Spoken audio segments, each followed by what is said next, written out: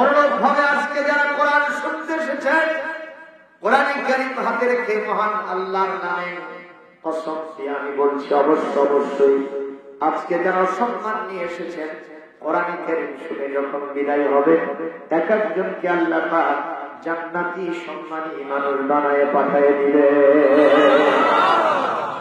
তাহলে কি আমরা লস করলাম না লাভ করলাম? আরো জনে বিশ্ব নবীর কওল, মান সালাকা তরিকান ইয়ালতামিসু ফীহি ইলমান সাহালাল্লাহু লাহু বিহি তরিকান ইলাল জান্নাহ, আও কামা ক্বালা নবী সাল্লাল্লাহু আলাইহি ওয়াসাল্লাম। আল্লাহর নবী বলেন, কোরআন কারীম থেকে বিদ্যা অর্জনের জন্য যারা রাস্তা হাঁটে, এদের এক একটা পদক্ষেপ যেন কোরআনের মঞ্চের দিকে পায় না, সরাসরি এরা আল্লাহর জান্নাতের দিকে রাস্তা বাড়ায়। আরো জোরে বলেন মারহাবা, আল্লাহু আকবার।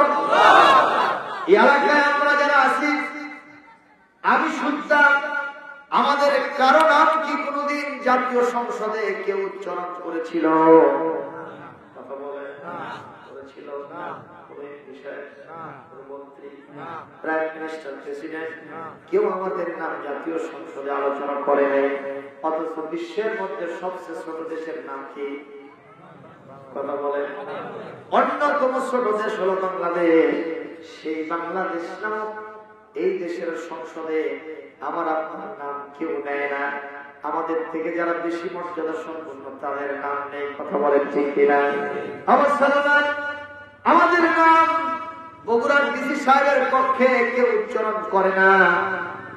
আমাদের নাম হয়তো উপজেলা পরিষদেও কেউ নেয় না। আমাদের নাম ইউনিয়ন পরিষদ ও চেয়ারম্যান হয়তো কোনোদিন উচ্চারণ করে নাই।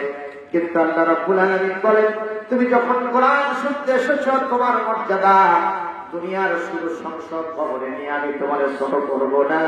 তোমার মর্যাদা আমি ওই ডিসি সাহেবের কক্ষে নিয়ে তোমাকে আমি মর্যাদার দিক থেকে খাটো করব না। উপজেলা পরিষদ, ইউনিয়ন পরিষদে নিয়ে আমি খাটো করব না। যার থেকে বড় অফিস হয় না, যার থেকে বড় সংসদ ভবন হয় না, অ্যাসেম্বলি হয় না, তার নাম হলো আমার আরশে আজিম। ওই আরশে আজিমে বসে কোটি কোটি ফেরেশতার সামনে তোমার মতো আব্দুল্লাহর নাম আমি গর্ব ভরে আলোচনা করতেছি। আল্লাহু আকবার, জোরে বলেন। আওয়াজ দেন, কি হবে আমার নাম জাতীয় সংসদে নিয়ে যদি আল্লাহর কাছে নাম না থাকে? কথা কম ঠিক কিনা? দুনিয়াতে যারা হিরো, আল্লাহর কাছে নাম না থাকলে ওই লোকটা আল্লাহর কাছে কি? আরো জোরে বলেন। কারণ এমন একটা দিন আসবে, প্রাইম মিনিস্টার, প্রধানমন্ত্রী আর বিশ্বের জাতিসংঘের সেক্রেটারি জেনারেল, মহাসচিব একদিন এতিমের মতো আপনার গ্রামের একজন অটোভ্যান চালকের কাছে সে থেকে আর বলবে, কালীন গ্রামের অটোভ্যান চালক, আমি তো বিশ্বের ভ্রমণ ছিলাম, আখেরাতে আমার কিছুই দাম নাই, একটা নীতি দিয়ে সহযোগিতা করো। তখন আপনার গ্রামের এই অটোভ্যান চালক আব্দুল্লাহ বলবে, তোমার আমার কাছে কোনো টাইম নাই, জোরে মারহাবা। দুনিয়ায় চাই না আখিরাত চাই? দুনিয়াতেও কি আপনি মনে করেন কোরআন ওয়ালারা অসম্মানিত? কথা বল থাকে। এই বাংলাদেশে এমনও কোরআনের বক্তা আছে যারে এখন পর্যন্ত আপনি যদি 20 লক্ষ টাকা দেন, আগামী এক সপ্তাহের মধ্যে সিরিয়াল পাবেন না। আছেন এরকম বক্তা? কি উনি ওনার মঞ্চে এসে কি ওই রবীন্দ্রসঙ্গীত গায় নাকি? মমতাজ ম্যাডামের বুকটা ফাইটা দিয়ে যায়, ওই গান গায়? কি গান, কিসের কথা? এই জন্য তার মর্যাদা বাড়িয়ে দিয়েছেন কে গো? জোরে বলেন, কে বাড়িয়ে দিয়েছে? যার ভিতরে কোরআন আছে, আকাশচুম্বী মর্যাদা এই দুনিয়াতেও আল্লাহ তাকে দান করেছেন। মারহাবা, জোরে বলেন। বিশ্বাস করেন, কোটি কোটি টাকা ইনকাম করে 5 স্টার 4 স্টার হোটেলে খায়, নিচে এসে কয় এটা একটা খাবার হলো, অথচ এক সপ্তাহে খাবারের বিল দিয়েছে 20,000 টাকা। মসজিদের মুয়াজ্জিন সাহেব মাসে কামাই করে 3,000 টাকা। ভাঙ্গা সাইকেল নিয়ে মুয়াজ্জিন আযান দিতে যায়, সেনের কালি দিয়ে পায়জামা মাখে শেষ। কথা কন না? আর বড় ডালার চাল দিয়ে খিচুড়ি বানাইছে, তাও বাঙালি খিচড়ি, ভালো মতো তেলও দেয় না, পেঁয়াজের তো খবর নেই। ওই ডালসাল মার্কা খিচড়ি খায়া একটা পান মুখের ভিতরে দিয়া যেভাবে সবাইতেছে, কামড় কাটতেছে, মনে হয় বিশ্বে যদি শান্তি কোথাও থাকে ওইখানে তা, ওইখানে তা, ওইখানে তা। কথা না বলে কিন্তু ভাইয়া ঠিক না, ঠিক কারণ এই মসজিদের টাকা আল্লাহর কোরআনের সম্মানের টাকা, হালাল টাকা বরকত দিয়ে ভরপুর করে দিয়েছেন কে? কোটি কোটি টাকা কামাইছে, বাম হাতে কাজ হবে না। সম্মানীয় উপস্থিতি, এজন্য আমরা কোরআনে থাকবো না শয়তানে থাকবো? সবাই বলেন কাকে থাকবো? যারা কোরআনে থাকতে চান এই মুহূর্তে জোরে সোরে আল্লাহর প্রশংসা করে নেন, আলহামদুলিল্লাহ। রব্বানা লাকাল হামদ হামদান কাসীরান তাইয়িবান মুবারাকান ফীহি ইয়া রাব্বি লাকাল হামদু ওয়া লাকাশ শুকরু কামা ইয়ানবাগী লিজালালি ওয়াজহিকা ওয়া আযীম সুলতানিকা। বলি আমিন ইয়া রাব্বাল আলামিন। এতগুলো লোক আল্লাহর নামে তাকবীর দিলে আল্লাহ বেজার হবেন না খুশি হবেন? বেজার হবে কি? এই তো আপনারা ঠিকই জানেন, শয়তানের খুশি চাই না, শয়তানকে বেজার করতে চায়। আল্লাহর নামে তাকবীর দিবেন, এলাকায় রামপন্থী, বামপন্থী, উই পোকা, তেলা পোকা, সার পোকা মার্কা কেউ থাকলে শয়তানের সেলাসামন্দাদের কলিজায় আগুন ধরে পুড়ে ছারখার হয়ে যাবে।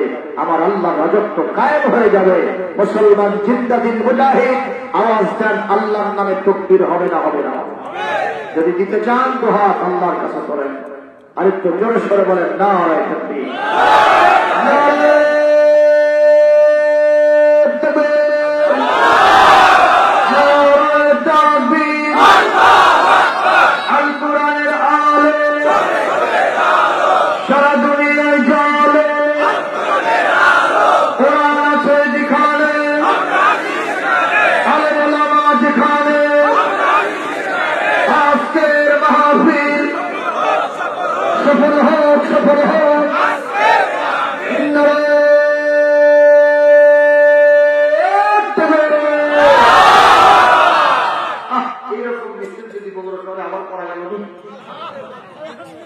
আমার যদি নন্দীগ্রাম করে গেল কিন্তু এখন বন্ধ আছে, ঠিক কি কামটা এখানেই ছেড়ে দিলাম। আলহামদুলিল্লাহ, জোরে এই আওয়াজ বন্ধ করা যাবে, চালু হবেই হবে ইনশাআল্লাহ। কি বলে বর্তমানে আল্লাহর দ্বীনের মুজাহিদেরা শেষ হয়ে গেছে নাকি? এখন আছে। খরা মাসে যদি ব্যাংক রাস্তায় না দেখে, জমিনে না দেখে, যদি কোনো পাগল পায় দিতে, তারা শেষ হয়ে গেছে সব। তাহলে ওরা কি কথা কন? আসলে কি শেষ হয়েছে? শেষ তো হয়নি, বোঝা যাবে। আষাঢ় মাসের পশলা বৃষ্টি, সবাই ধ্যান করতে থাকবে। জুড়ে আর চুমর আষাঢ় মাস আসিবে, সেই দিন মুজাহিদেরা আবার আল্লাহর নামে ধ্যান শুরু করবে। বলি আমিন। মুজাহিদেরাই থাকবে। বসেন জোরে বলেন, ওয়ালানাবলুওয়ান্নাকুম হাত্তা না'লামাল মুজাহিদিনা মিনকুম ওয়াস-সাবিরিন। কোরআনুল কারীম সূরা মুহাম্মদ 31 নম্বর আয়াত। আল্লাহ পাক বলেন, আমি অবশ্যই তোমাদেরকে পরীক্ষা করে দুই শ্রেণীর মানুষকে বাছাই করব। কত বলেন? কয় শ্রেণী? আরো চলে দুই শ্রেণীর মানুষকে আমি পরীক্ষা করে করে বাছাই করব, অবশ্যই বাছাই করব। এক শ্রেণী হলো আমার দিন প্রতিষ্ঠার জন্য কারা মুজাহিদ ছিল, আর দ্বিতীয় নম্বর মুজাহিদের দায়িত্ব পালন করতে গিয়া মাঝে মধ্যে কারা ওই জেল জুলুমের শিকার হয়ে, মাঝে মধ্যে কারা চাপ দেওয়ালের ভেতরে গিয়েছিল, কারা রিমান্ডে গিয়েছিল, কারা হাজিরা দিতে গিয়েছিল। আমি আল্লাহ রাব্বুল আলামিন ওই সব ধৈর্যশীল মানুষদেরকে পরীক্ষা করে বাছাই করে আমার জান্নাতে দিয়ে দিব। কারণ মুজাহিদেরা নিজের ব্যক্তিগত স্বার্থে জিহাদ করে? কার জন্য করে? আরো জোরে বলেন, কার জন্য করেন? মুজাহিদেরা অবশ্যই কারো টাকা ধনে মই দেয় নাই, কারো বাড়িতে আগুন লাগায় নাই, কথা বলেন, কারো বাড়া ভাতে ছাই দেয় নাই, কারো হালের গরু পিঠে মারে নাই। কেন তাদের এইরকম নির্যাতন? কেন তাদের এই পরীক্ষা? একটাই মাত্র কারণ, লিওয়াজহিল্লাহি সুবহানাহু ওয়া তাআলা ওয়া লিইলাহি কালিমাতিল্লাহি ফিল আরদ। আল্লাহর জমিনে আল্লাহর কালেমাকে পথ করে উড়িয়ে দেওয়াই একমাত্র তাদের উদ্দেশ্য। কথা কোন? কোরআনের কাজ আপনারা কি করবেন না বাদ দিবেন? করবেন না বাদ দিবেন? কেউ যদি না করে করতে হবে। নির্দেশ কাজ, নির্দেশ কাজ, তবে করতে হবে কোরআন ঘোষিত পন্থায়। বিশ্বনবী যে সিলসিলাই করেছেন সেই সিলসিলাই করতে হবে। কথা বলেন না কেন? একজন কবি বলছে, কেউ না করুক আমি করব কাজ, কেউ না করুক আমি করব কাজ, কেউ না করুক আমি করব কাজ। আল কোরআনের আহ্বানে দিন কায়েমের প্রয়োজনে, আল কোরআনের আহ্বানে দিন কায়েমের প্রয়োজনে নতুন করে আবার আমি শপথ নিলাম আজ, কেউ না করুক আমি করব কাজ। জোরে, কেউ না করুক, কেউ না করুক আমি করব কাজ, কেউ না করুক আমি করব কাজ। আমি হতাশ হব না, বসে পড়ব না, আমি মশরে পড়ব না, বেহুশ হব না। দিন কায়েমে ব্যস্ত রব গরম সকাল সাজ, দিন কায়েমে ব্যস্ত রব গরম সকাল সাজ। কেউ না করুক আমি করব কাজ, কেউ না করুক আমি করব কাজ। আল কোরআনের আহ্বানে দিন কায়েমের প্রয়োজনে, আল কোরআনের আহ্বানে দিন কায়েমের প্রয়োজনে নতুন করে আবার আমি শপথ নিলাম আজ, কেউ না করুক আমি করব কাজ, কেউ না করুক আমি করব কাজ, কেউ না করুক আমি করব কাজ। আর না জোরে দেন পারে, আর একটু জোরে শুনবি বলে শরম লাগতেছে নাকি? প্রিয় ভাইরা, খুবই নজর করে কথা শুনতে আজকে আমরা আসছি কোরআনের মাহফিলে কোরআন শোনার জন্য।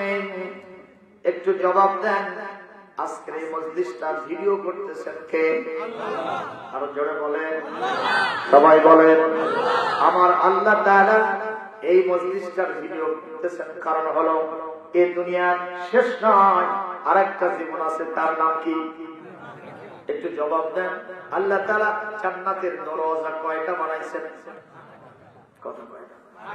জাহান্নামের দরজা কয়টা? আরো জোরে, কোনটা বেশি হলো? ইন্না রাহমাতি সাবাকাত আলা গযবি বান্দারে, আমার রহমত আমার গজবের উপরে প্রাধান্য পাইছে। মারহাবা, আরো জোরে আল্লাহু আকবার। তার মানে আমি চাইবো আমার বান্দাদেরকে জাহান্নামের চাইতে জান্নাতে নিতে, কিন্তু এটা তো একটা ওসিলাও লাগবে।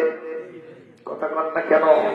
আল্লাহ পাক সরাসরি ইচ্ছা করলে যাকে ইচ্ছা তিনি জান্নাতে দিবেন, কোনো সমস্যা কেউ অবজেকশন দিতে পারবে না, কেউ মামলা করতেও পারবে না, কারণ তার চাইতে ক্ষমতাবান আসমান জমিনে আর কেউ নাই। কিন্তু আল্লাহর নীতি সেটা নয়। আল্লাহর নীতি হলো যে কোনো ওসিলায় আমি জান্নাত দেব, ঠিক কিনা? কাল কিয়ামতে আমার আপনার জীবনের ভিডিও সুইচ অন করে দেওয়া হবে। আল্লাহ রাব্বুল আলামিন তখন খুঁজতে থাকবেন। এটা দেখা যায় গান শোনে, এটা দেখা যায় নাটক দেখে, এটা দেখা যায় সুদ খায়, এটা দেখা যায় ঘুষ খায়। আহারে, আমি আমার বান্দারে কেমনে মাফ করবো? আমি আমার বান্দাকে কেমনে জাহান্নাম থেকে বাঁচাবো? এক পর্যায়ে দেখা যাবে কোরআনের মাহফিলে সেই কোরআন শোনার সাথে সাথে মনটাকে আল্লাহর দিকে রুজু করে আপনি নিয়ত করেছেন, আজ থেকে আর নামাজ কাজা করব না, আজ থেকে সুদ খাবো না, ঘুষ খাবো না, আজ থেকে মানুষের উপরে জুলুম করব না, মদ জুয়া গাঁজা ফেন্সিলের সাথে সম্পর্ক রাখবো না। কোন মা বোন যদি সিদ্ধান্ত নেয় আজ থেকে কখনো বেপরদায় আর যাব না, আবার আল্লাহ পাক বলেন এই নিয়তটা করার কারণে আমি ওই ভিডিওর সুইচ দেখে এই মাহফিলটার ওসিলায় তোমাকে আমি জান্নাতে নিয়ে নিব। আল্লাহ যদি এটা বলেন কেউ ঠেকাতে পারবে? ভাইয়া এ কথা বলেন না কেন, ঠেকাতে কেউ পারবে? প্রশ্ন হলো, আমি ইতিমধ্যে রেসিটেশন করতে হলে কোরআনে কারীমের 3 নম্বর সূরা, কোরআনে কারীমের 3 নম্বর পারা, সূরার নাম হলো সূরা আলে ইমরান। এখানে আয়াত নম্বর 29, 30 এবং 31 এই তিনটি আয়াত তেলাওয়াত করেছি। শুরুর অংশ হলো ইয়াউমা তাজিদু কুল্লু নাফসিন মা আমিলাত মিন খায়রিন মুহতারা। এমন একটা দিন আসবে যেই দিন পৃথিবীর প্রত্যেকটি মানুষ, প্রত্যেকটি ব্যক্তি দুনিয়ায় যা ভালো করেছে অবশ্যই আমি আল্লাহ তার সামনে সেটা হাজির করে দেব। কথা বলেন না? এই যে আমার জাহিদ মামা তার নেতৃত্বে এই যে মাহফিলটার আয়োজন করেছে, আপনারা একটু জবাব দেন আমাকে, এই মাহফিলটার যে আয়োজন করেছে এখানে টাকা পয়সা খরচ হয় নাই, পরিশ্রম হয় নাই, মাত্র কয়েকদিনের ব্যবধানে, আজ থেকে 7 দিন আগে এই প্রোগ্রামের ডেট হয়েছে, ঠিক কিনা বলেন? এর ভিতরে যে তাদেরকে কত পেরেশান থাকতে হয়েছে, এই এত অল্প সময় এটাকে অ্যারেঞ্জ করতে গেলে তাদের অনেক পেরেশান থাকতে হয়েছে। বলেন তো এখান থেকে যদি কোনো বেনিফিট না আসে এটা করে কোনো লাভ আছে? সেই বেনিফিটটা হলো এই, আপনারা জবাব দেন এই কাজটা কি ভালো না খারাপ? বলেন বলেন কি কাজ এটা? আল্লাহ এখানে বলছেন কিয়ামতের দিন যারা এই অ্যারেঞ্জমেন্ট করলো, যারা এখানে শুনতে আসলো, যারা বলতে আসলো, নিয়ত যদি সহি থাকে অবশ্যই কিয়ামতে তাদের সামনে এটা ভালো আমল হিসেবে দেখতে পাবে, জান্নাতের জন্য ওসিলা হয়ে যাবে। এটা বাদ দিয়া যদি কেউ যাত্রার প্যান্ডেল আয়োজন করে ওটা আল্লাহ দেখবেন? কথা বলেন, ওটার ভিডিও হবে না? বলেন বলেন। আচ্ছা ওইটা কি ভালো কাজ না খারাপ কাজ? ওইটাও কাল কিয়ামতে ওমা আমিলাত মিন সু, যত খারাপ কাজ আছে সবগুলো সে দেখতে পাবে, আর দেখার সাথে সাথে যারা ভালো করছে তারা হাতটা বাড়াই দেবে, আমল নামাটা তাড়াতাড়ি আমার হাতে দাও। আপনারা বলেন পরীক্ষা যারা ভালো দিছে ওরা কি চায় না যে রেজাল্ট প্রকাশ হোক? আমরা তো শিক্ষক মানুষ, যারা ভালো পরীক্ষা দেয় ওরা 1 মাস পর থেকে ফোন করা শুরু করে, হুজুর রেজাল্ট কথা। যারা ভালো পরীক্ষা দিচ্ছে এরা কিন্তু বারবার আমাদেরকে ফোন করে বলে যে হুজুর রেজাল্ট করতে। আর যারা পরীক্ষায় খারাপ করবে ওরা তো ফোন দেয় না, বরং নামাজ পড়ার আমিন করে আল্লাহ এইবার যার শিক্ষা বোর্ডে আগুন লেগে সব পুড়ে যায়। কি জন্য করতো? ওর ফলাফল খারাপ হবে, রেজাল্ট প্রকাশ হলে ওর মান সম্মান থাকবে না, ওর বাপ মার মান সম্মান মাটির সাথে মিশে যাবে। কথা কথা কিয়ামতের দিনে অবস্থায় হবে। আমার হুজুরে আলোচনা করেছেন, আমি সামান্য মাসালান এক টুকরো কথা বলে অন্যদিকে চলে যাব। কিয়ামতের দিন এরকম ভালো কাজ যাদের আছে তারা সামনের দিকে হাত বাড়ায় থাকবে, রেজাল্টটা দিয়ে দেন। আমরা ওই গ্রুপে থাকতে চাই কি চাই না? চাই কি চাই না? ইনশাআল্লাহ অবশ্যই তাদের আমল সামনের দিক থেকে ডান হাতে আসবে। যারা এই দুনিয়ায় পরীক্ষা খারাপ দিয়েছে তারা কি বলবে? তাওয়াদ্দু লাউ আন্না বাইনাহা ওয়া বাইনাহু আমাদান বাঈদা। হায় আমার মাঝখানে বিশাল ব্যবধান যদি হতো কতই না ভালো হতো। আমল নামা যদি না নিতাম, আমল নামা যদি প্রকাশ না হতো কতই না ভালো হতো। জবাব দেন, আমল নামা কি তারে ছাড়বে? একটু জোরে বলেন, তারে ছাড়বে? ও আমল নামা নিতে চাইবে না, পিছনের দিকে হাত দেবে। তাফসীরে জালালাইন শরীফে আমরা পড়েছি হাদিসের রয়। আমার ভাইরা আমল নামা আল্লাহ পাক কুরায় দিবে, আমল নামা তার ছাড়বে না, পুড়ে এসে পেছন থেকে তার বাম হাতে পড়ে যাবে। এই আমল নামা বাম হাতে পড়াও সারা, জাহান্নামের ফয়সালা হওয়াও সারা। কথা বলেন ঠিক কিনা? মুসলমান ভাইরা আমার, এই জন্য এখন থেকে আমাদের ডাইরেক্ট সিদ্ধান্ত, আর কোন খারাপ কাজে যাব না, যে কাজ কাল কিয়ামতে আমাকে জাহান্নামে নেবে, এরকম কাজের সাথে আমার কোনো ইনভলভ থাকবে না। ইনশাআল্লাহ এখন থেকে যে কাজ আমাকে জান্নাতে নেবে সেই কাজের সাথে আমরা থাকবো ইনশাআল্লাহ। কারা কারা রাজি আছেন হাত তুলে আমার আল্লাহকে দেখা।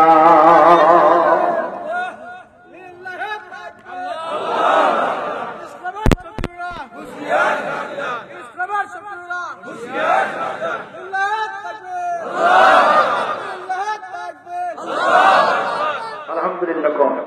তবে ইসলামের শত্রুদের বিরুদ্ধে আমরা কিছু এমন করি, স্লোগান বুঝে শুনে দেওয়া লাগবে না ভাই। সাংবাদিক নাকি হতাশ, তো এখানে ইসলামের শত্রু কেউ আছে কি? এই জায়গায় কেউ আছে? সব আমরা ইসলামের বন্ধু সেজে এখানে বসেছি। আলহামদুলিল্লাহ, আলহামদুলিল্লাহ। আমি তো বলেই থাকি আওয়ামী লীগ ইসলাম, বিএনপি ইসলাম, জাতীয় পার্টি, জাসদ, বসদ, জামাত ইসলামী তো আছেই, সবগুলো ইসলাম। যদি আমরা সকলে মিলে ইনশাআল্লাহ কোরআনের ভিত্তিতে একটা সমাজ ব্যবস্থা চাই, আমাদের মধ্যে কোনো ব্যবধান না হয়, ঠিক কিনা গো? এই কোরআন যদি প্রতিষ্ঠিত হয়, এর সুবাদাস শুধু কি জামাতের লোকেরাই পাবে? শুধু তবলিগেরাই পাবে? শুধু পীর মাশায়েখরা পাবে? যারাই সেই দেশে থাকবে তারা প্রত্যেকেই সুবাদাস, এর আনন্দ, এর উৎসাহ, এর শান্তি, এটা সবাই পেয়ে যাবে। জোরে বলি আমিন। কেউ সেই দিন অশান্তিতে থাকবে, এজন্য এটা আমাদের খুব প্রয়োজন ইনশাআল্লাহ। আল্লাহ যেন কবুল করে আমাদেরকে। একটু বলি না আমি ভাই, এখন আসেন আমরা খারাপে যাব না, আমরা ইনশাআল্লাহ ভালোতে থাকবো। প্রিয় ভাইরা আমার, এরপরে আল্লাহ রাব্বুল আলামিন আমাদেরকে বলছেন, কুল হে নবী আপনি বলে দেন আপনার উম্মতদেরকে, ওরা কি আমি আল্লাহর ভালোবাসা চায়? ইন কুনতুম তুহিব্বুনাল্লাহ, আমরা কাকে ভালোবাসবো? জোরে বলেন আল্লাহ। এই বিশ্ব বেহায়া দিবসে লোকেরা কাকে ভালোবাসে? শয়তান। এই কিছু কিছু ল্যাংটা মার্কা মহিলাদেরকে ভালোবাসে, কথা তাদের জন্য সবকিছু উপহার দেয়। কথা কন না কেন? বাকবাকুম করে আর গান বাজনা করে, ফুল বিতরণ করে। আমি যখন একদিন এই 14 ফেব্রুয়ারিতে একটা মাহফিলের দিকে যাচ্ছিলাম, ওরে বাবা দেখি এক যুবক খালি দৌড়চ্ছে। বাবা দৌড়াস কে? খুঁজে পাচ্ছি না, বুঝলেন? কাক খুঁজিস তুই, আপনি বুঝবেন কি? অনেক মহিলা দেখতেছে কিন্তু আমার দেখাচ্ছি না, তার মানে ও মারাই নেই। সম্মানীয় উপস্থিতি, এই ভালোবাসা কালকে আমাদেরকে জান্নাতে দেবে? বলেন বলেন, আমরা ভালোবাসবো কাকে? বলেন বলেন। জীবন দিলেন যিনি, জীবন নেবেন তিনি, জীবনের সব আয়োজন যদি হয় তারি জন্য, ত্রিভুবনে তুমি ধন্য। জীবন আমার তোমারি জন্য, মরণ আমার তোমারি জন্য, ভালোবাসা তোমারি জন্য, বিরহ জ্বালা সে তো তোমারি জন্য, জীবনে মরণে তোমারি হয়ে হতে চাই ধন্য। قل إن صلاتي ونسكي ومحياي ومماتي لله رب العالمين। নবী আপনি বলেন, নিশ্চয় আমার সালাত, নিশ্চয় আমার কুরবানি, নিশ্চয় আমার জীবন, আমার মরণ কেবলমাত্র শুধুমাত্র একমাত্র তামাম বিশ্বের যিনি প্রতিপালক সেই আল্লাহ রাব্বুল আলামিনের জন্য আমি অর্থ করে দিলাম। আমার জীবনে কিচ্ছু নাই, যা আছে সব আল্লাহকে যদি সব দিতে পারেন, আমার আল্লাহ কিচ্ছু নেয় না, আপনার আল্লাহ ফেরত দিয়ে দেয়। আল্লাহর কারবারটা কি জানেন? বাজার থেকে এতগুলো সদা কিনে নিয়ে আসছে, আনে না? আমরা আনি না? চকলেট নিয়ে আসছে, নিয়ে এসে আপনার পরিজন টুকরো ছোট্ট সন্তান তার হাতে দিয়েছে, বাবা খাও খাও খাও। সন্তান যদি পিতার প্রতি স্নেহ থাকে, ভালোবাসা থাকে, আপনারা বলেন সন্তান নিশ্চয় এই চকলেট কিংবা সদা নিজেই খাইতে চাইবে, খাইতে থাকবে। বাবার টেস্ট করার জন্য এক সময় বলবে বাবা একটু দাও তো, করে কি করে না?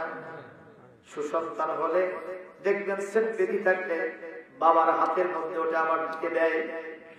কথা কয় না, দেয় না, দেয় না। দেওয়ার সাথে সাথে বাপ মগজ দিয়ে গিলে ফেলে, গিলে ফেলে। বাপ কি করে? বাপ টেস্ট করা হয়ে গেছে, পরীক্ষা হয়ে গেছে, বাবা তুই আমার সুসন্তান, আমার প্রতি তোর 16 আনা ভালোবাসা মহব্বত আছে, এইটাই চাইছিলাম, তুই আমারে দিয়েছিস, এখন সবগুলো আমি আবার তোর হাতে দিয়ে দিলাম, তুমি খেয়ে ফেলো, আমার খাওয়ার দরকার নাই। আমার আল্লাহর কারবারটা এরকম, যারা আল্লাহকে সব দিয়ে দেন, আল্লাহ তার থেকে কিছুই নেন না, আবার তার কাছে ফেরত দেন। জোরে বলেন মারহাবা। ইসমাইল জাবিহুল্লাহকে, ইসমাইল আলাইহিস সালাম, ইব্রাহিম আলাইহিস সালাম কুরবানি করার জন্য যত প্রস্তুতি ছিল সব সম্পূর্ণ করেছিলেন কিনা? ছুরিটা বোধহয় হোতা ছিল, হোতা হোতা ধার পড়ে গেছিল। ছুরি যে ধারালো ছিল তার প্রমাণ কি?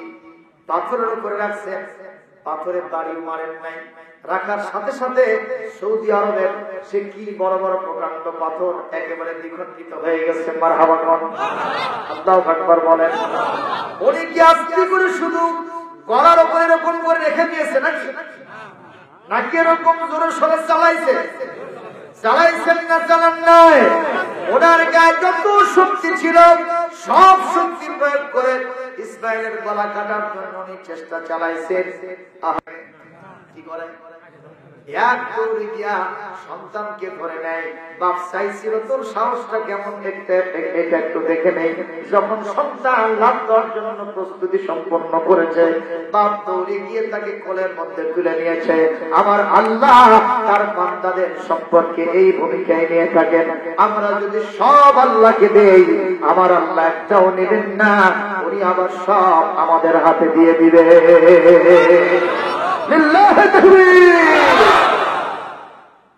আল্লাহর নাম তো জপা যাবে, একটু বলেন তো। আমরা তাহারির মতো লাফালাফি করবো না। তাহারি লাফালাফি করে না, করে কথা কয় না, এরকম লাফালাফি জিকির আমাদের দেশে নাই তো নাকি? আবু বকর সাহেব, আরে কুরিয়ার তো এখানে আসছে, এখানে কিসের বাড়ি আপনার? বিয়ে? কতগুলো বিয়া? যেখানে যাই সেখানে কয়টা মেয়ে আপনার? কয়টা? আলহামদুলিল্লাহ। মেয়েদের একটা আলাদা প্রসেস আছে, যখন চিন্তা দেখি আলহামদুলিল্লাহ আল্লাহ যাকে দিয়েছেন একটা বড় নিয়ামত তারা পেয়েছে। বলি না আল্লাহু আকবার। হজ করতে যাওয়ার সময় একেবারে মাহরুম করে দিল, কিছুই দিল না। অথবা দিল যে আপনাদের উলামা বিরক্তিবাদী কয় না, ওই সুন্দরহাট অথবা বিজরুল বাজারের পাশে কোন ফসল হয় না, কথা কয় না, ঠকানোর জন্য চাষা করতেছে। আর যেগুলো সরের জমি ধান হয়, সব ফসল আলু হয়, ওগুলো দেশে কাটা বড় কি। তারপরে এখন এসে কায়দা না কায়দা, এখন এসে দেখা গেল কেউ নেয় না। বিজরুল বিল্ডিং এর পাশে, বাজারের পাশে যে শেষতলা 400, ওইটাই এখন অর্ধ কোটি টাকা দাম হয়ে গেছে। যুক্তিবাদী কিছু, আসলে যুক্তিবাদী ঠিকই আছে, কথা কর নাই কেন? অথবা কিছুই দিল না। সৌদি আরবে দুর্ঘটনা ঘটে গেছে, ওই ক্র্যান করে গিয়া অসংখ্য হাজিগণ দুনিয়া থেকে বিদায় হয়ে গেছে। অনেকে অসুস্থ অবস্থায় আহত হয়ে হাসপাতালের বেডে পড়ে গেছে। আমার এই জেলাটাগুলো এতগুলো সম্পদ দিয়ে গেল, এরা বাপের খোঁজ রাখতেছে না। আর এই পরিজান টুকরা মেয়ে মা ফাতিমাতুজ জাহরার উত্তরসূরি, এই মেয়েটা ভাইদের কাছে ফোন করে বলে সৌদি আরবে প্রেম দুর্ঘটনা ঘটে গেছে, একটু খবর নিয়ে দেখো তো আমার আব্বা বেঁচে আছে না মারা গেছে। চলে বলল আল্লাহু আকবার। এই পৃথিবীতে আমার বিশ্ব নবী একটা মাত্র মেয়ে বেঁচেছিল, যার নাম খাতুনে জান্নাত ফাতেমাতুজ জাহরা রাদিয়াল্লাহু তাআলা। হুজুর বলেছে ওই রোকাইয়া আমার মেয়ে, উম্মে কুলসুম আমার মেয়ে, এই জয়নব আমার মেয়ে। সাহাবীরা বলল হুজুর আরেকজন যে বাদ থাকলো তার নাম কেন নেন না? হুজুর বললেন যে কে বাদ থাকলো, বলে ফাতেমার নাম তো নিলেন না। আমাদের মন বলে আপনার ওই তিনজনের অ্যাবসেন্সে আপনি ফাতেমাকেই বেশি ভালোবাসেন, তিনটাকে মেয়ে বললেন, তাহলে ফাতেমাটা কি? আমার হুজুর বললেন ওই তিনটা মেয়ে আর ফাতেমা আমার কলিজার টুকরো। যারা আমার ফাতেমাকে ভালোবাসে তারা আমি বিশ্ব নবীকে মহব্বত আর ভালোবাসা দেয়, আর ফাতেমাকে ঘৃণা করলে আমি নবীকে ঘৃণা করে কষ্ট দেয়। ইন্তেকালের সময় আমার মা আমার রাসূলের কলিজার টুকরা খাতুনে জান্নাত ফাতেমাতুজ জাহরা রাদিয়াল্লাহু তাআলা আনহা সবচেয়ে বেশি কান্না করতেছিলেন। হুজুর বললেন ফাতেমা রে, সকলের কান্না সহ্য হয় না, তোর কান্না আমার কখনো সহ্য হয় না রে মা, তুই আমার কলিজার টুকরা মা, কেন কান্দিস মা? ইয়া রাসূলুল্লাহ, হাবিবাল্লাহ, আব্বাজি হুজুর আপনি বিদায় হয়ে চলে যাবেন, আমি আব্বা বলে ডাকার মতো আর কাউকে খুঁজে পাবো না, আমার অবস্থা চূড়ান্ত হয়ে যাবে। আমার রাসূল বললেন মারে, তোর কানটা আমার মুখের সাথে লাগায় দে। হুজুর সাল্লাল্লাহু আলাইহি ওয়াসাল্লাম মিট করে কি যেন বললেন, সঙ্গে সঙ্গে খাতুনে জান্নাত ফাতেমাতুজ জাহরার কান্না বন্ধ হয়ে গেছে। আম্মা জান আয়েশা জিজ্ঞেস করেন মারে, তোমার আব্বা কি কানে কানে করলো, তোমার কান্না বন্ধ হয়ে গেল? বলে আমার আব্বাজি বললেন মারে তোর কাঁদতে হবে না, আমি ইন্তেকালের 6 মাসের ব্যবধানে তোর সাথে আমার দেখা হবে। তার মানে আব্বাজির ইন্তেকালের 6 মাস পরে আমার বিশ্ব নবী আমার আব্বাজির সাথে আমার মৃত্যু হয়ে তার সাথে আখিরাতে দেখা হবে। জোরে কোন আল্লাহু আকবার। এজন্য মেয়ে সন্তানের আলাদা মর্যাদা আছে না নাই? জোরে কোন আছে না নাই? এই যা 2 মাস চলে গেল বিশ্ব নারী দিবস, নারীদের অধিকার আদায়ের জন্য আমার দেশের নারীরা ল্যাংটা মার্কা নারী, পেটপিট করে নারী, লিপস্টিক মার্কা নারী, মাথার চুল ছেড়ে দিয়া হাই হিল পরে আহারে রাস্তাঘাটে তারা মিছিল করলো অধিকার আদায়ের জন্য, ঠিক কিনা? আর তারা স্লোগান দিল কিসের ঘর কিসের বর, দেহ আমার সিদ্ধান্ত আমার, আমার দেহ আমি দেব, যাকে খুশি তাকে দেব। একটু জোরে বলতে হবে নাউজুবিল্লাহ। আজকে আমরা স্পষ্ট বলতে চাই, নারীবাদীরা অবশ্যই তোমাদের মর্যাদা দিতে পারবে না। যারা উলঙ্গ হয়ে রাস্তায় মিছিল করে নারীদের অধিকার আদায়ের জন্য, নারীদের অধিকার অনিশ্চিত হওয়ার জন্য, নারীদের অধিকার ক্ষুণ্ণ হওয়ার জন্য, ওই নারীবাদীরাই সবচাইতে বড় দায়ী। কথা কোন ঠিক কিনা? স্পষ্ট ভাষায় কোরআন হাতে রেখে বলতে পারি, কেবলমাত্র শুধুমাত্র একমাত্র ওয়ানলি ফর এই পৃথিবীতে নারীদের অধিকার নিশ্চিত করেছে একমাত্র ইসলাম, একমাত্র ইসলাম, শুধুমাত্র ইসলাম, কেবলমাত্র ইসলাম। যেরকম ঠিক কিনা? ইসলাম বাদ দিয়া কারো অধিকার আদায় হতে পারে না, পারে না, পারে না। ইসলামের ভিত্তিতে এই পৃথিবীতে সকলের অধিকার ফিরে আসুক, তা কি আপনারা চান? আমার হাত তুলে আল্লাহকে দেখা। লিল্লাহে তাকবীর, লিল্লাহে তাকবীর। আল কোরআনের আলো সারা দুনিয়ার জালো,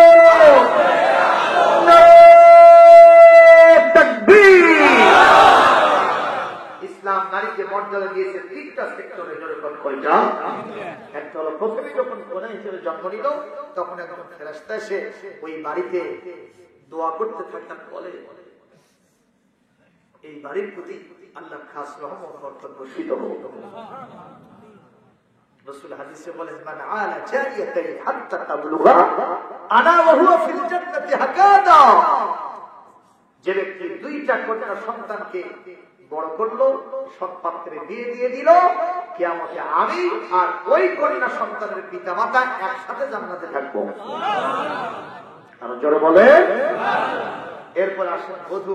বধূ যখন হইল তার মর্যাদা কি কম হলো? কথা বলে।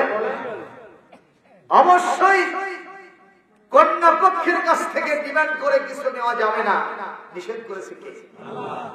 আর কন্যা পক্ষ বর পক্ষের কাছ থেকে ডিমান্ড করে নিতে পারে, সেই বিধানও দিয়েছেন কে?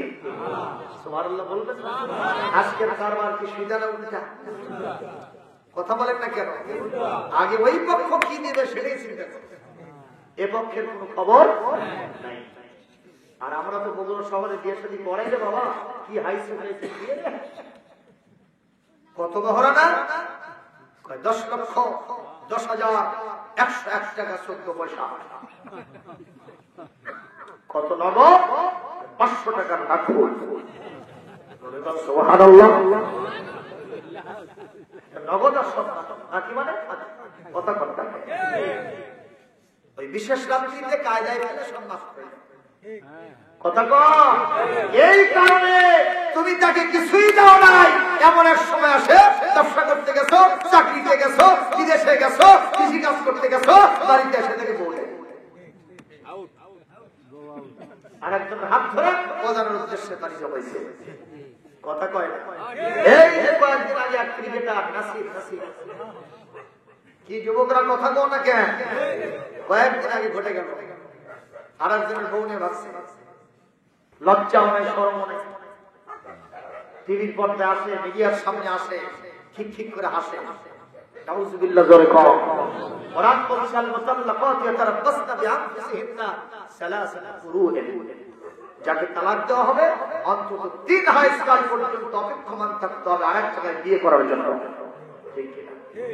আর প্রত্যেক জীবন কি করছে আসল স্বামী তাই জানে। ওদিকে নিয়ে যায়, ওই গায়ে হলুদ করতেছে, সেখানে ওলিমার অনুষ্ঠান করতেছে, সব চলতেছে সমানে।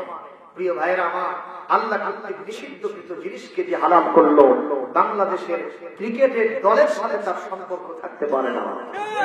আমার বগুড়া জেলার কৃতি সন্তান মুশফিকুর রহিম, আল্লাহু আকবার জোরে বল। এই ছেলেটার জন্য প্রশংসা মন থেকে আসে কেন? ছেলেটা আমরা দেখেছি ক্রিকেটের মাঠে, এই ছেলেটা অন্যান্য দলের সাথীদেরকে নিয়ে জামাতের ইমামতি করে নামাজ পড়ে।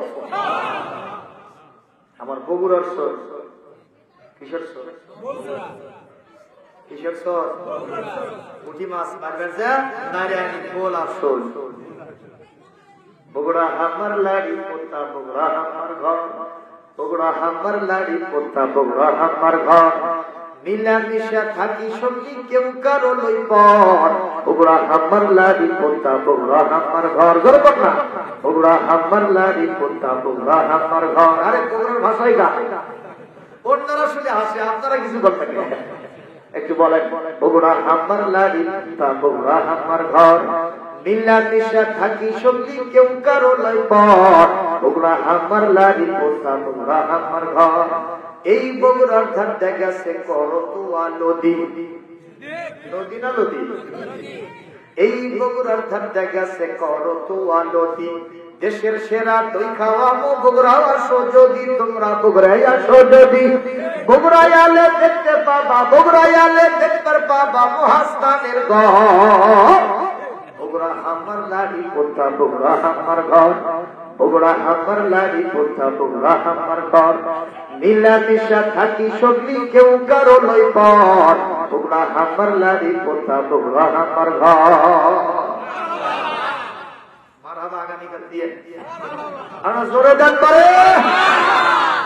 সত্যি করে বলছি, এই কয়েকদিন আগে আমি সাতক্ষীরা সফর করলাম। সাতক্ষীরা জেলার একবারে শেষ জেলা, জেলা সদর থেকে 50 কিলোমিটার দূরত্ব, সেখান থেকে আবার 3 কিলোমিটার দূরত্ব, একেবারে সাগরের কাছে, সুন্দরবনের কাছে, 0 পয়েন্টের কাছে আমি চলে গেলাম। সেখানে আমি যখন 12:30 দিনের বেলায় পৌঁছে গেছি গো, পৌঁছার পরে আমার গাটা ঘর্মক্ত, একটু গোসল করার প্রয়োজন হলো।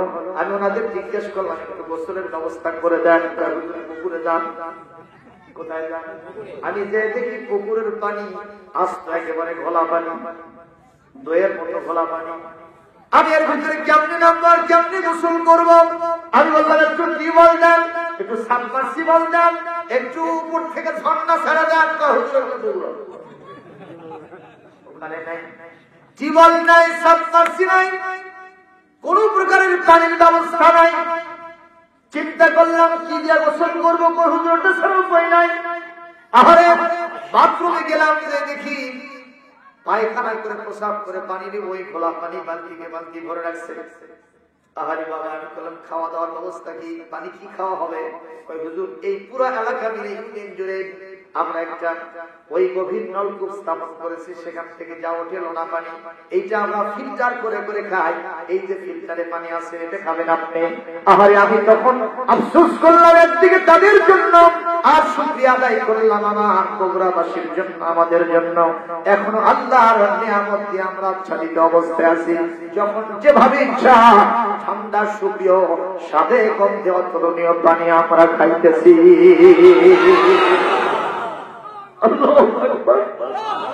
এত নিয়ামত কে দিয়েছেন? জোরে বলেন কে দিয়েছেন? ওয়া ইন তাউদ্দু নি'মাতাল্লাহি লা তুহসুহা। আমার আল্লাহ পাক বলেন এই নিয়ামতগুলো যদি গণনা শুরু করো, ক্যালকুলেটর ফেল হয়ে যাবে, গাণিতিক সংখ্যা ফেল হবে, কম্পিউটার নামক মহা হিসাব নিরীক্ষণ যন্ত্র ফেল হয়ে যাবে, কিন্তু আমার নিয়ামত গুনে গুনে বান্দা তুই শেষ করতে পারবি না। ও বান্দার এই নিয়ামতগুলো স্মরণ কর, একটাবার আলহামদুলিল্লাহ বল, আর আমার কুদরতি কদম মোবারকে সিজদায় লুটিয়ে পড়ে যা। বলি আমিন। বাংলাদেশে কত মানুষ কষ্টে আছে, সেখানে আমরা বগুড়াবাসী যখন যেটা চাচ্ছি আল্লাহ আমাদেরকে সেটাই দান করছেন। সুবহানাল্লাহ, আলহামদুলিল্লাহ। প্রিয় ভাই সকল, আমি আপনাদের সামনে কথা বলছিলাম যে ভালোবাসবো আমরা কাকে, মনে আছে না কাকে ভালোবাসবো? আমি যদি আমার বড় ভাইকে ভালোবাসি, এই ভালোবাসার কিছু বহিঃপ্রকাশ আছে, সেটা কি? ওনাকে মাঝে মধ্যে আমার বাড়িতে দাওয়াত দেওয়া লাগবে, অথবা রাস্তাঘাটে দেখা হলে একটু টেনে ধরে নিয়ে গিয়ে একটু চাষ করে বসাতে হবে, হাঁটেলে বসাতে হবে, উনি খাবে আমিও খাবো, বিলটা আমাকে দিতে হবে, ঠিক কিনা? মাঝে মধ্যে আমি যদি কিছু পোশাকে দিনে, যেহেতু উনি আমার বজন ফ্রেন্ড, আমার পোশাকের সাথে মিল দেখে তাকেও কিছু দিতে হবে। কথা বলেন ভাই, ওনার বিপদ মুসিবতে আমাকে শরীক হতে হবে, ঠিক না? আচ্ছা, এক হলে হবে না, আমার ওনারও আমাকে দেওয়া দরকার, ওগুলো মাঝে মধ্যে আমারও বিল ওনাকে দিতে হবে। কথা বলেন না কেন? তাহলে ওনার সাথে আমার ভালোবাসাটা বৃদ্ধি পাবে, ঠিক না? অটুট অবিচল থাকবে। এখন আপনি জবাব দেব, আমরা ভালোবাসতে চাই কেন তাকে? আচ্ছা, আল্লাহকে কি আমি দাওয়াত খাওয়াতে পারবো? এক কাপ চা খাওয়ায় বিল দিতে পারবো? আমার আল্লাহ খান তো নাকি? খান। আচ্ছা, আমরা কি আল্লাহকে এক সেট জামা বানাই দিতে পারবো? কথা বলেন না কেন? আমরা কি আমার আল্লাহকে এমন কোন বিপদ মুসিবত আমার আল্লাহর আছে, সেখানে গিয়ে আমরা একেবারে আল্লাহর বিপদে আমরা শামিল হয়ে আল্লাহকে থেকে উদ্ধার করব? এরকম শক্তি আছে?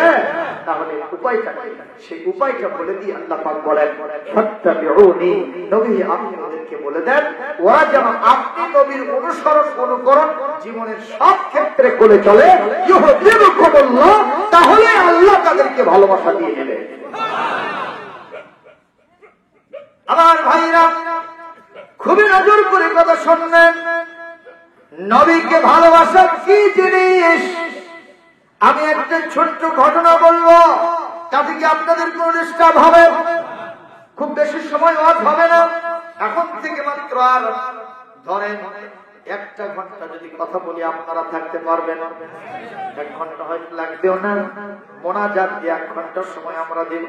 একটু জবাব দেন, আগামী বছর কালিশ মুনাইল হামিদিয়া মাদ্রাসায় এরকম মাহফিলে বসতে পারবো, গ্যারান্টি আমার আছে? আছে, আছে ভাইজান। 1 মিনিটের পয়সা কখনো হবে না।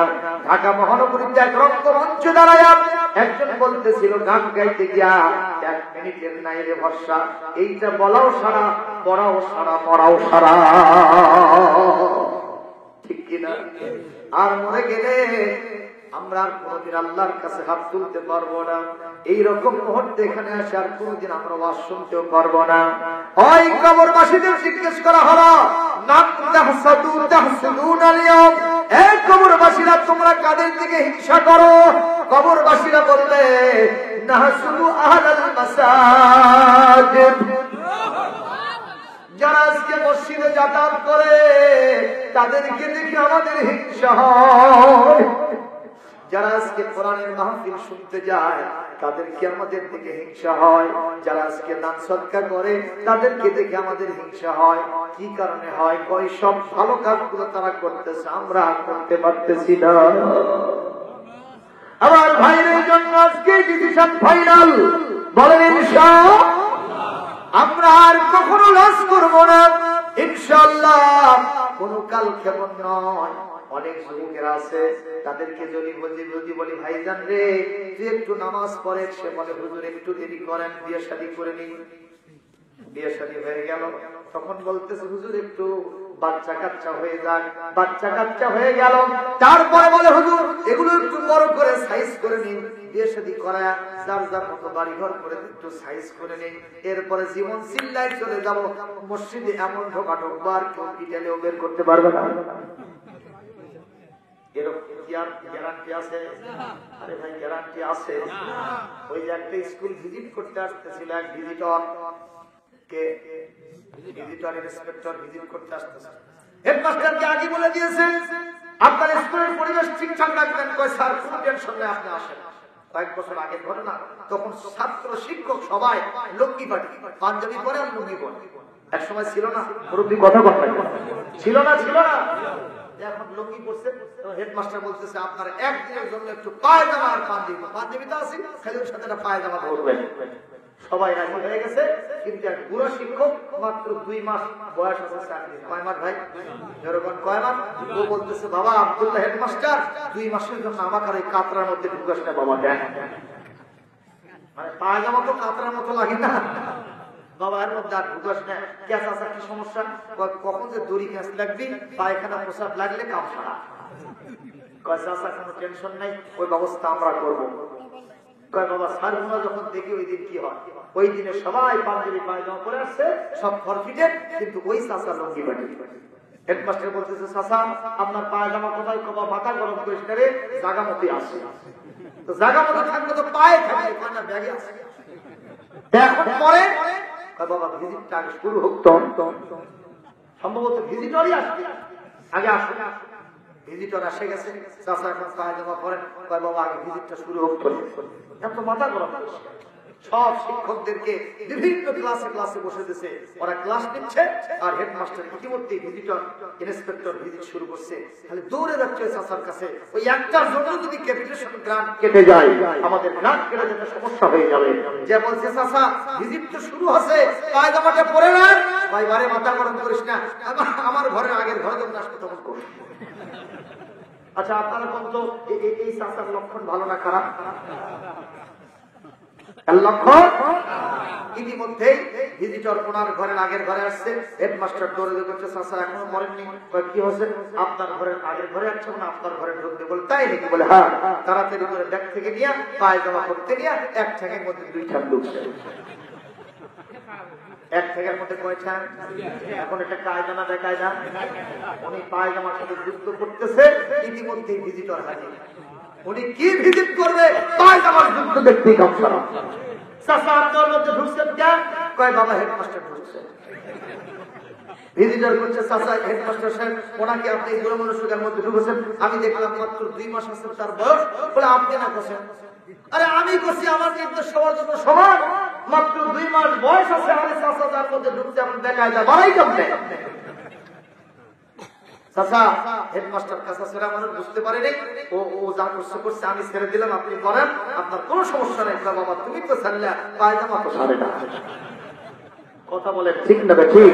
এটা কিন্তু হাসির খোরাক নয়। এখান থেকে আমি বুঝ দিতে চাই যে যুবক তোমার নামাজ পড়তে বললে বলো আরেকটু দেরি করে, আরেকটু দেরি করে, আরেকটু দেরি করে।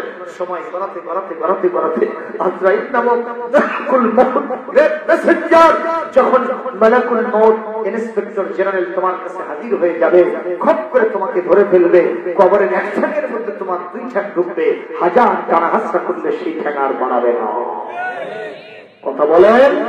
সুতরাং আজ থেকে আমার ডাইরেক্ট সিদ্ধান্ত, আজকে ডিসিশন, আগামীকাল সকাল থেকে ফজরের নামাজ শুরু হবে। যাদের সব সাহস আছে দুহাত তুলে আল্লাহকে আবার দেখো। লিল্লাহি তাকবীর। মহান আল্লাহ আমাদেরকে কবুল করুন। করে বলি আল্লাহ। কষ্ট হচ্ছে ভাইজান?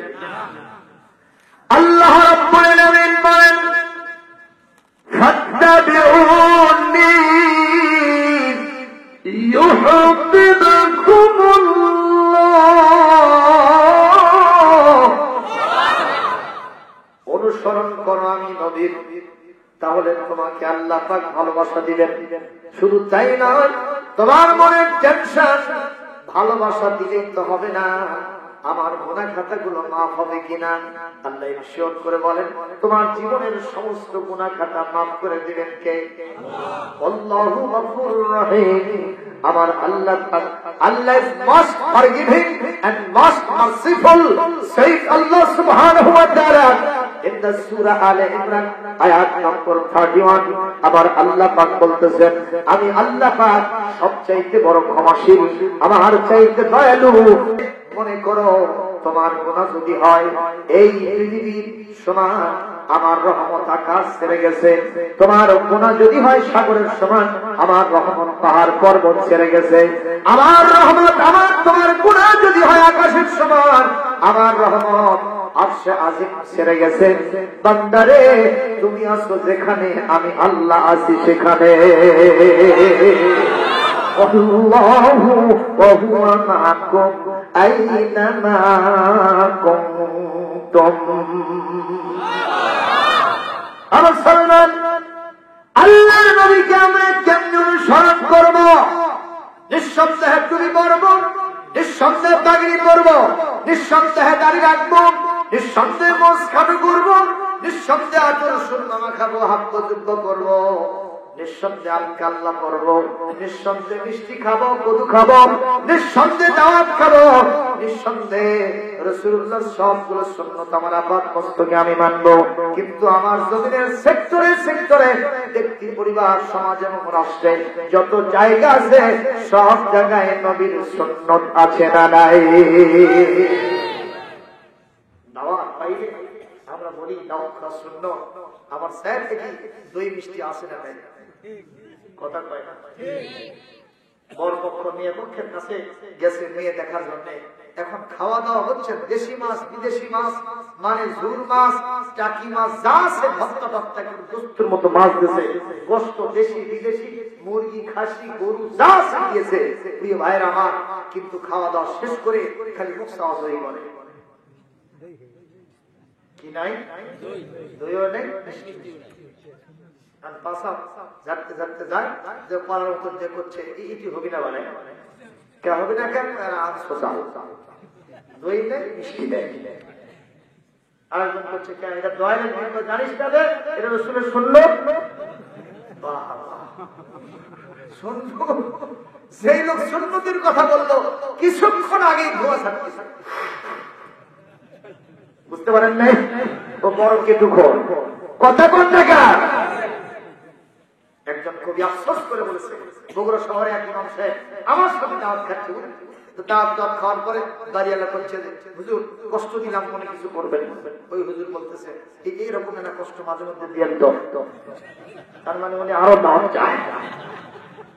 এই সব দৃশ্যটা দেখা একজন কবি আফসোস করে বলছে, কবির আফসোসটা বলবো আপনাদের সামনে, কষ্ট হচ্ছে নাকি আপনাদের?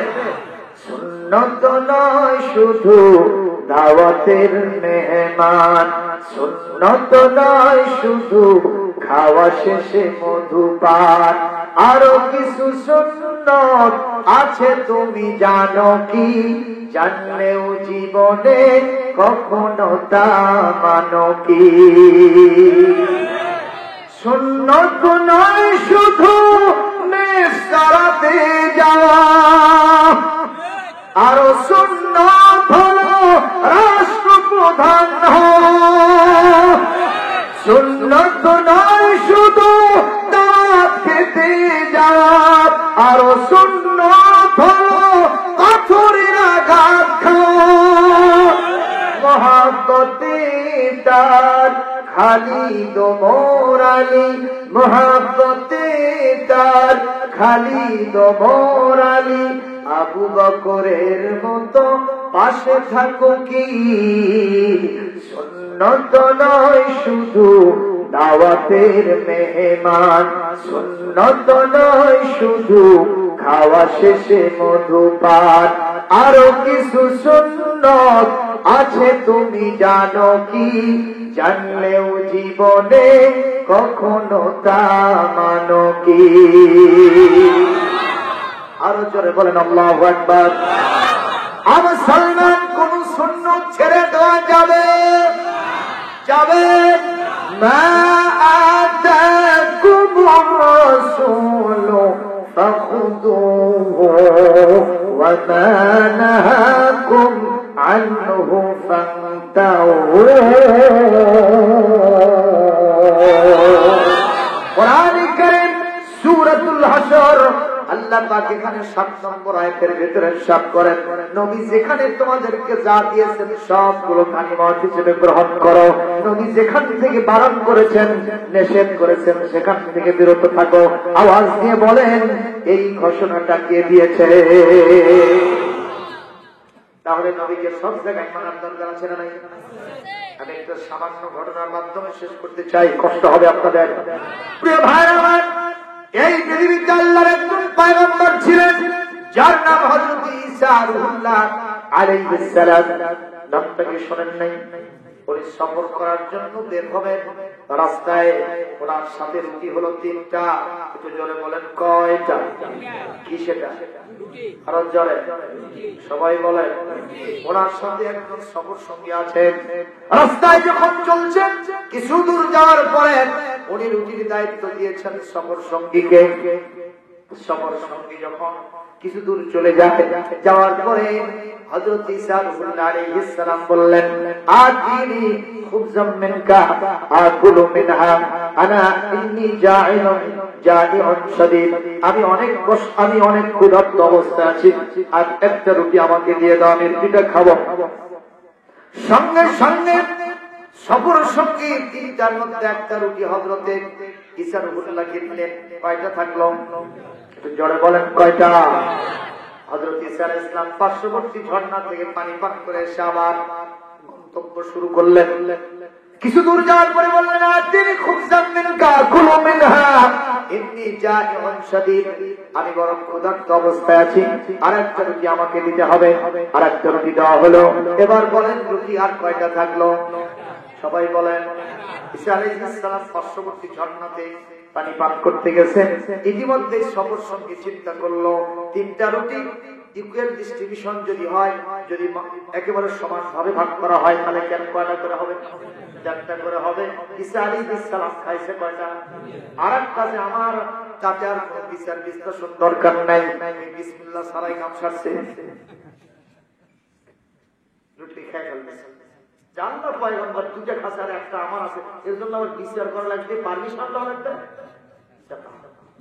খায় শেষ করছে প্রিয় ভাইরা ঈসা আলাইহিস সালাম অনেক দূর যাওয়ার পর আবার বলছেন আর তিনি খুবজা না আর একটা রুটি ছিল সেটা দাও বলে লা আলামুল খুবজা রুটি কোথায় আছে আমি জানি না আচ্ছা ও জানে না রুটি কয়টা সেইটার ব্যাপারে সে বলল আমি রুটি কোথায় আছে জানি মিথ্যা কথা বলতেছি কার সাথে আল্লাহর নবীর সাথে মিথ্যা কথা বলা এটা কি চাকরিখানি ব্যাপার আমরা রাসূলুল্লাহ সাল্লাল্লাহু আলাইহি ওয়াসাল্লাম মানুষ আমাদের সাথে বললে সে ভিন্ন কথা ছিল কিন্তু উলুল আজম মিনার রাসূল এই পৃথিবীতে 5 জন রাসূলকে আল্লাহ পাক উলুল আজম বলেছেন কোরআন কারীমের সূরাতুল আহকাফের 35 নম্বর আয়াতে আল্লাহ পাক বলেছেন 5 জন রাসূল পৃথিবীর শ্রেষ্ঠ রাসূল যারা করা জীবনের প্রশ্নে আপোষ করে নাই আল্লাহর প্রশ্নে আপোষ করেন নাই সব নবীরাই করেন নাই তার ভিতরে এই 5 জন সবচেয়ে বেশি আল্লাহু আকবার তার ভিতরে আমাদের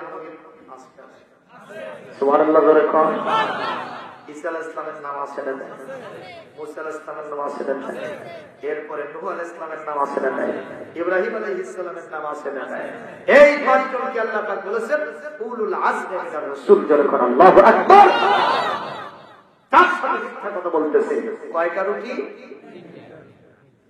কেন বলতেছে এটা বাল তুগফিরুনাল হায়াতাদ দুনিয়া ওয়াল আখিরাতু খায়রুন ওয়া আবকা ইন্না হাযা লাফিস সুহুফিল উলা সুহুফ ইব্রাহিম ওয়া মূসা। কোরআন কারীমের 30 পারার সূরাতুল আ'লা, এখানে আল্লাহ রাব্বুল আলামিন 16, 17, 18 নম্বর আয়াতের ভিতরে ইরশাদ করছেন, বাল তুসিরুনাল হায়াতাদ দুনিয়া, দুনিয়ার জীবনকে তোমরা আখিরাতের উপরে প্রাধান্য দাও, প্রায়োরিটি দাও। অথচ আখিরাত হলো চিরস্থায়ী, আখিরাত হলো সর্বশ্রেষ্ঠ জায়গা। এটা শুধুমাত্র কোরআনের মধ্যে না, আগেকার যত সহিফা ছিল, আসমানি গ্রন্থ ছিল, সব জায়গায় আমি আল্লাহ স্বর্ণাক্ষরে লিখে দিয়েছি। কাজী দুনিয়াকে বেশি ভালোবাসা যাবে না, আখিরাতকে বেশি ভালোবাসতে হবে। আওয়াজ দিয়ে বলেন, বিধানটা যেন কার। আপনাদের ঘুমে ধরেছে ভাই? ঘুম ধরছে, ঘুম ধরছে। নারায়ণ তাকবীর। কি কি কয় ভাই? আচ্ছা, যাক, অসুবিধা নাই, ইনশাআল্লাহ 12:30টার ভিতর মোনাজাত দেন বলেছি আপনাদের, তাই না? কষ্ট হচ্ছে নাকি আপনাদের? একটু জিকির করেন, সুবহানাল্লাহ, আলহামদুলিল্লাহ,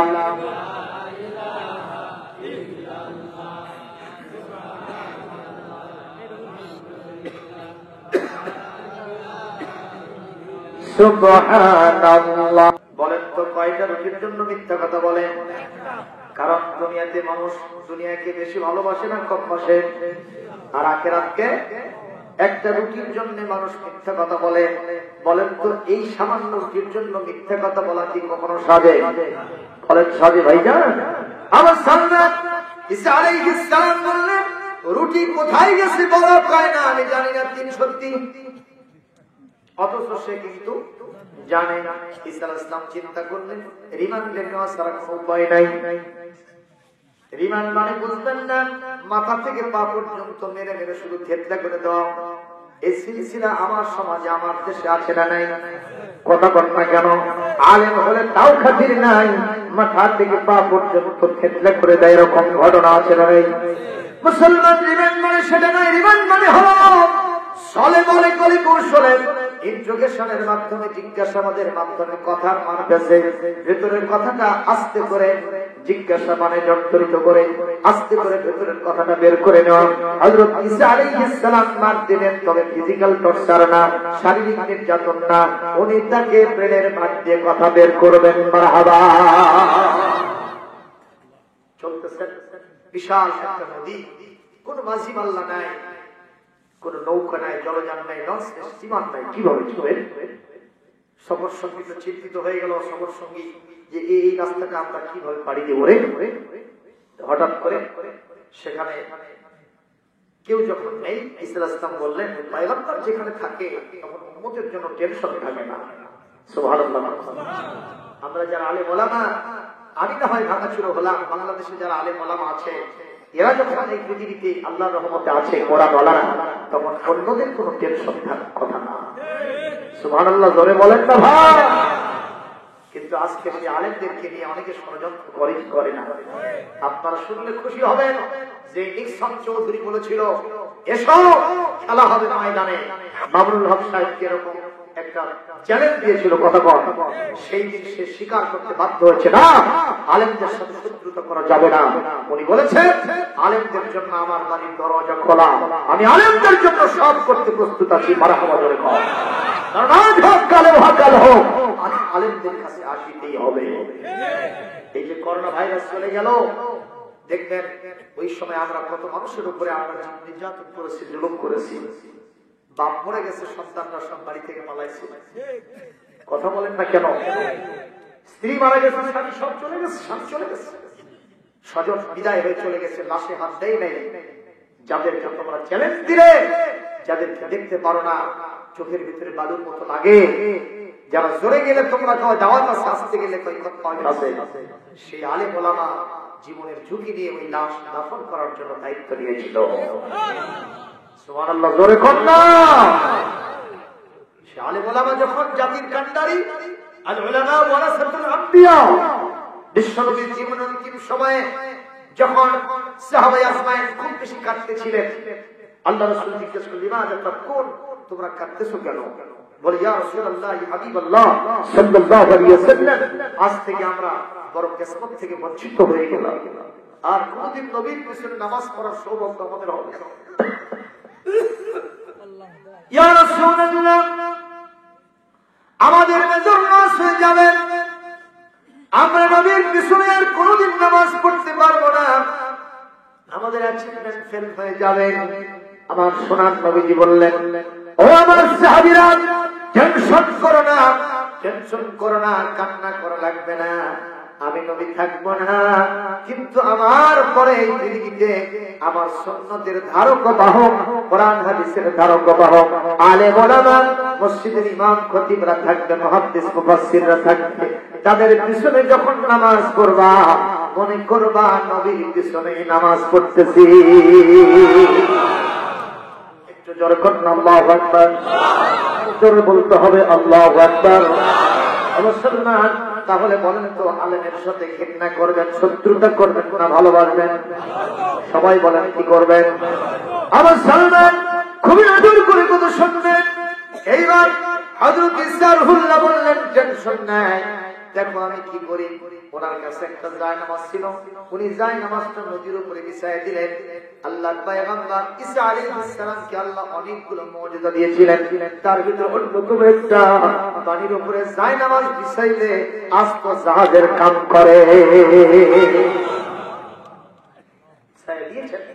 আস্ত টেস্টিং টেস্ট কেস হিসেবে তিনি ওখানে পা দিয়েছেন। দেখা গেল এটা ডোবেও না, চলমল করে না, কিচ্ছু হয় না, একেবারে স্থির অবস্থায় এসে গেছে। মনে হচ্ছে এখন স্টার্ট দিলে চলনা শুরু হয়ে যাবে। সুবহানাল্লাহ। ঈসা আলাইহিস সালাম যখন উঠেছেন, সফর সঙ্গী বলতেছে, হুজুর আপনি একাই যাবেন এখানে আমাকে রেখে, আমি কি, আমার কি দশা হবে? টেনশন করিস না, যেখানে আলেমরা থাকে, যেখানে আল্লাহর নবীরা থাকে, নবীরা আগে সুখের চিন্তা করে না, আগে খাওয়ার চিন্তা করে না, আগে উম্মতের সুখ শান্তির চিন্তা করে। জোরকার মারহাবা। তো হুজুর আপনি যে উঠে গেছেন, আমি কি করব? বলে আমি নেমে তোরে উঠাবো আগে। শর্ত আছে, কি সেটা? খবরদার, ডানে তাকাবি না, বামে তাকাবি না, পিছনে তাকাবি না, নিচে তাকাবি না, শুধু আমার দিকে চেয়ে থাকবি। হুজুর ডানে বামে পিছনে ওই নিচের দিকে তাকানোর আমার কোনো টাইম নেই, খালি আপনার দিকেই চেয়ে থাকবো। জায়নামাজ জাহাজের কাজ করতেছে, আর অন্যদিকে তাকানোর টাইম আছে আমার? কোনো টেনশন নেই। ঈসা আলাইহিস সালাম চলছেন, পিছনে সফর সঙ্গী আছে। হযরত ঈসা আলাইহিস সালাম প্রায় নেমে গেছেন, উনি নেমে গেছেন, ডাঙায় চলে গেছেন। কিন্তু সফর সঙ্গী চিন্তা করলো, নামে তো গেছি, দেখি তো কার বছরে পার হলাম। ওই আস্তে করে নিচের দিকে নজর দিয়েছে, নজর দেওয়াও সারা, ঝটপট করে ডুবে যাওয়া সারা। ঈসা আলাইহিস সালাম বলতেছেন, আইনা আমি তুমি কোথায়? হুজুরে যে আমি ডুবে যাচ্ছি। তুমি ডুবে যাও কেন? ওখানে কেন? তুমি তো জায়নামাজের নামক জাহাজে থাকার কথা। হুজুর আপনার নির্দেশনা শুরু থেকে শেষ পর্যন্ত মানতে একটু ব্যর্থ হয়েছিলাম। সেটা কি?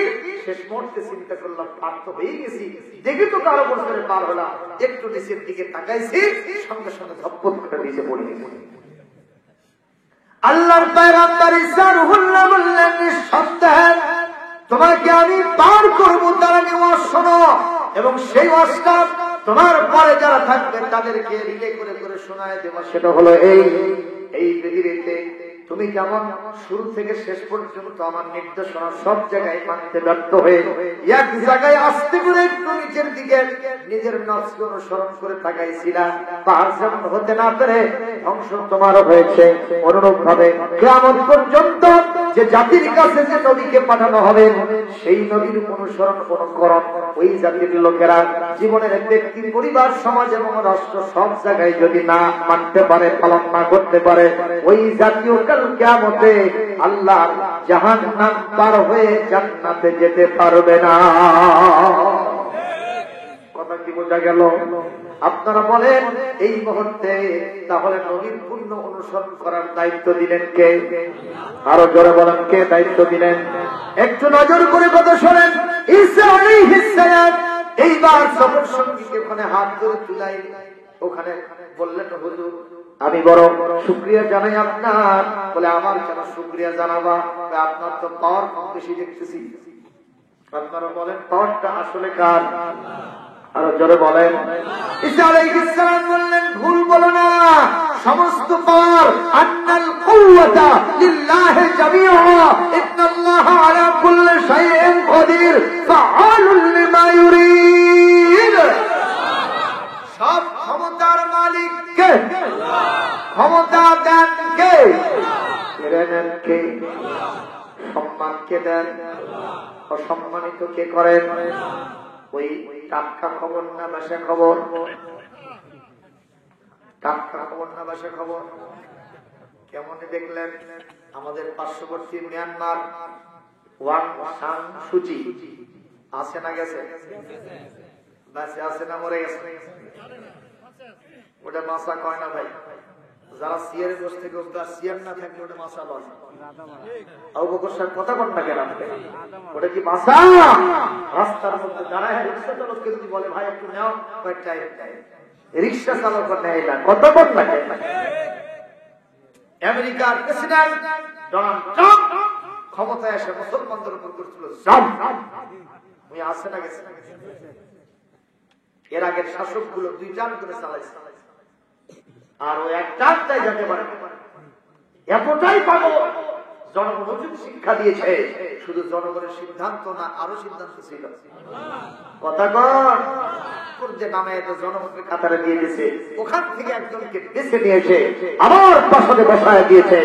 সিদ্ধান্ত প্রথম নম্বরই নিয়েছে যে 7টা দেশকে আমার দেশে প্রবেশ করার জন্য মুসলমানদের নিষেধ করেছিল, আমি সেই 7টা দেশকে এই দেশে আসার জন্য আমার পারমিশন দিয়ে দিলাম। মারহাবা, জোরে কর। তাহলে বলেন, সম্মান দেওয়ার মালিক কে? ক্ষমতা দেওয়ার মালিক কে? কোন সন্দেহ নেই। ঈসা আলাইহিস সালাম বললেন, ভুল বলো না, এই ক্ষমতা আমার আল্লাহ। আচ্ছা ঠিক আছে, তো কি কি দেখলে? দেখলাম যে এই বিশাল নদীর জলযানে কোন প্রকারের কিছু নাই, আপনি জান আমল করে পার করলেন। বলে এই এটা আল্লাহ করে দিয়েছেন। সে আল্লাহর নামে একটু বুকে হাত দেখাও, তোমার রুটিটা কোথায়? বলতেছে হুজুর এই জন্য পার করছেন, আমি যে আগে জানতাম আপনার জাহাজে আমি সত্যি রুটি কোথায় আছে এটা আমি জানি। আসলে জানে না? জানে কয়টা রুটি ভাই? হাসা বলে না মিশা বলে? মিশা বলতেছে, মিশা বলতেছে। ঈসা আলাইহিস সালাম চিন্তা করলেন এই রিমান্ডের মেয়াদ বাড়ানো দরকার। কথা কি শুনতেছেন? কষ্ট হচ্ছে নাকি? এইটা বলে শেষ। ঈসা আলাইহিস সালাম এবার তাকে নিয়ে চলছেন তো চলছেন।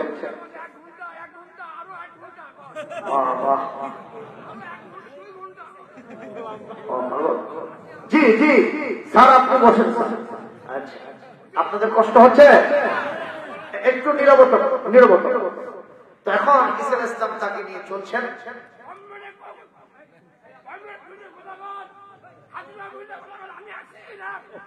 বসেন বসেন। জি বসেন স্যার। একটু জিকির করেন, লা ইলাহা লা ইলাহা। নিয়ামতের কি খেলা! ওনার সব আছে, আমার মতো যা যা আছে সব ওনার আছে, কিন্তু এটা নাই।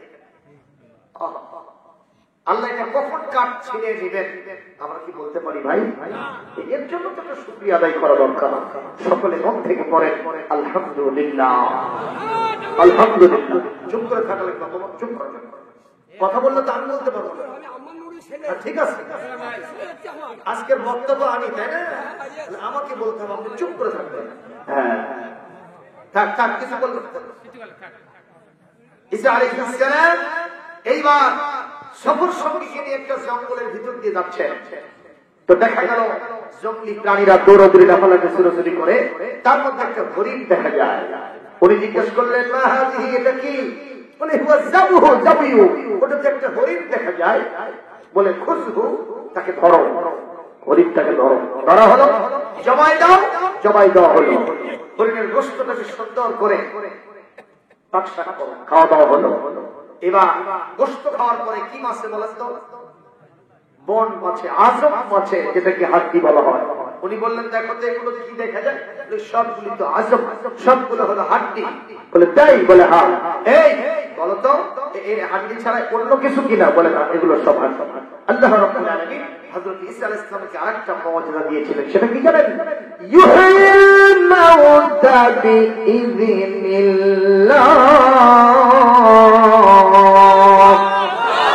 হযরত ঈসা রূহুল্লাহ 500 বছর আগে একটা লোক মারা গেছে, উনি কবরের পাড়ে গিয়ে দাঁড়ায় যদি বলতেন আইয়ুহাল মাইয়িত কুম বিইযনিল্লাহ, আল্লাহর অনুমতিতে তুমি দাঁড়ায় যাও, ওনার বলতে দেরি হয়। 500 বছর আগের লোকটা দাঁড়ায় তাকে সালাম দিয়ে কথা বলতে দেরি হয় না।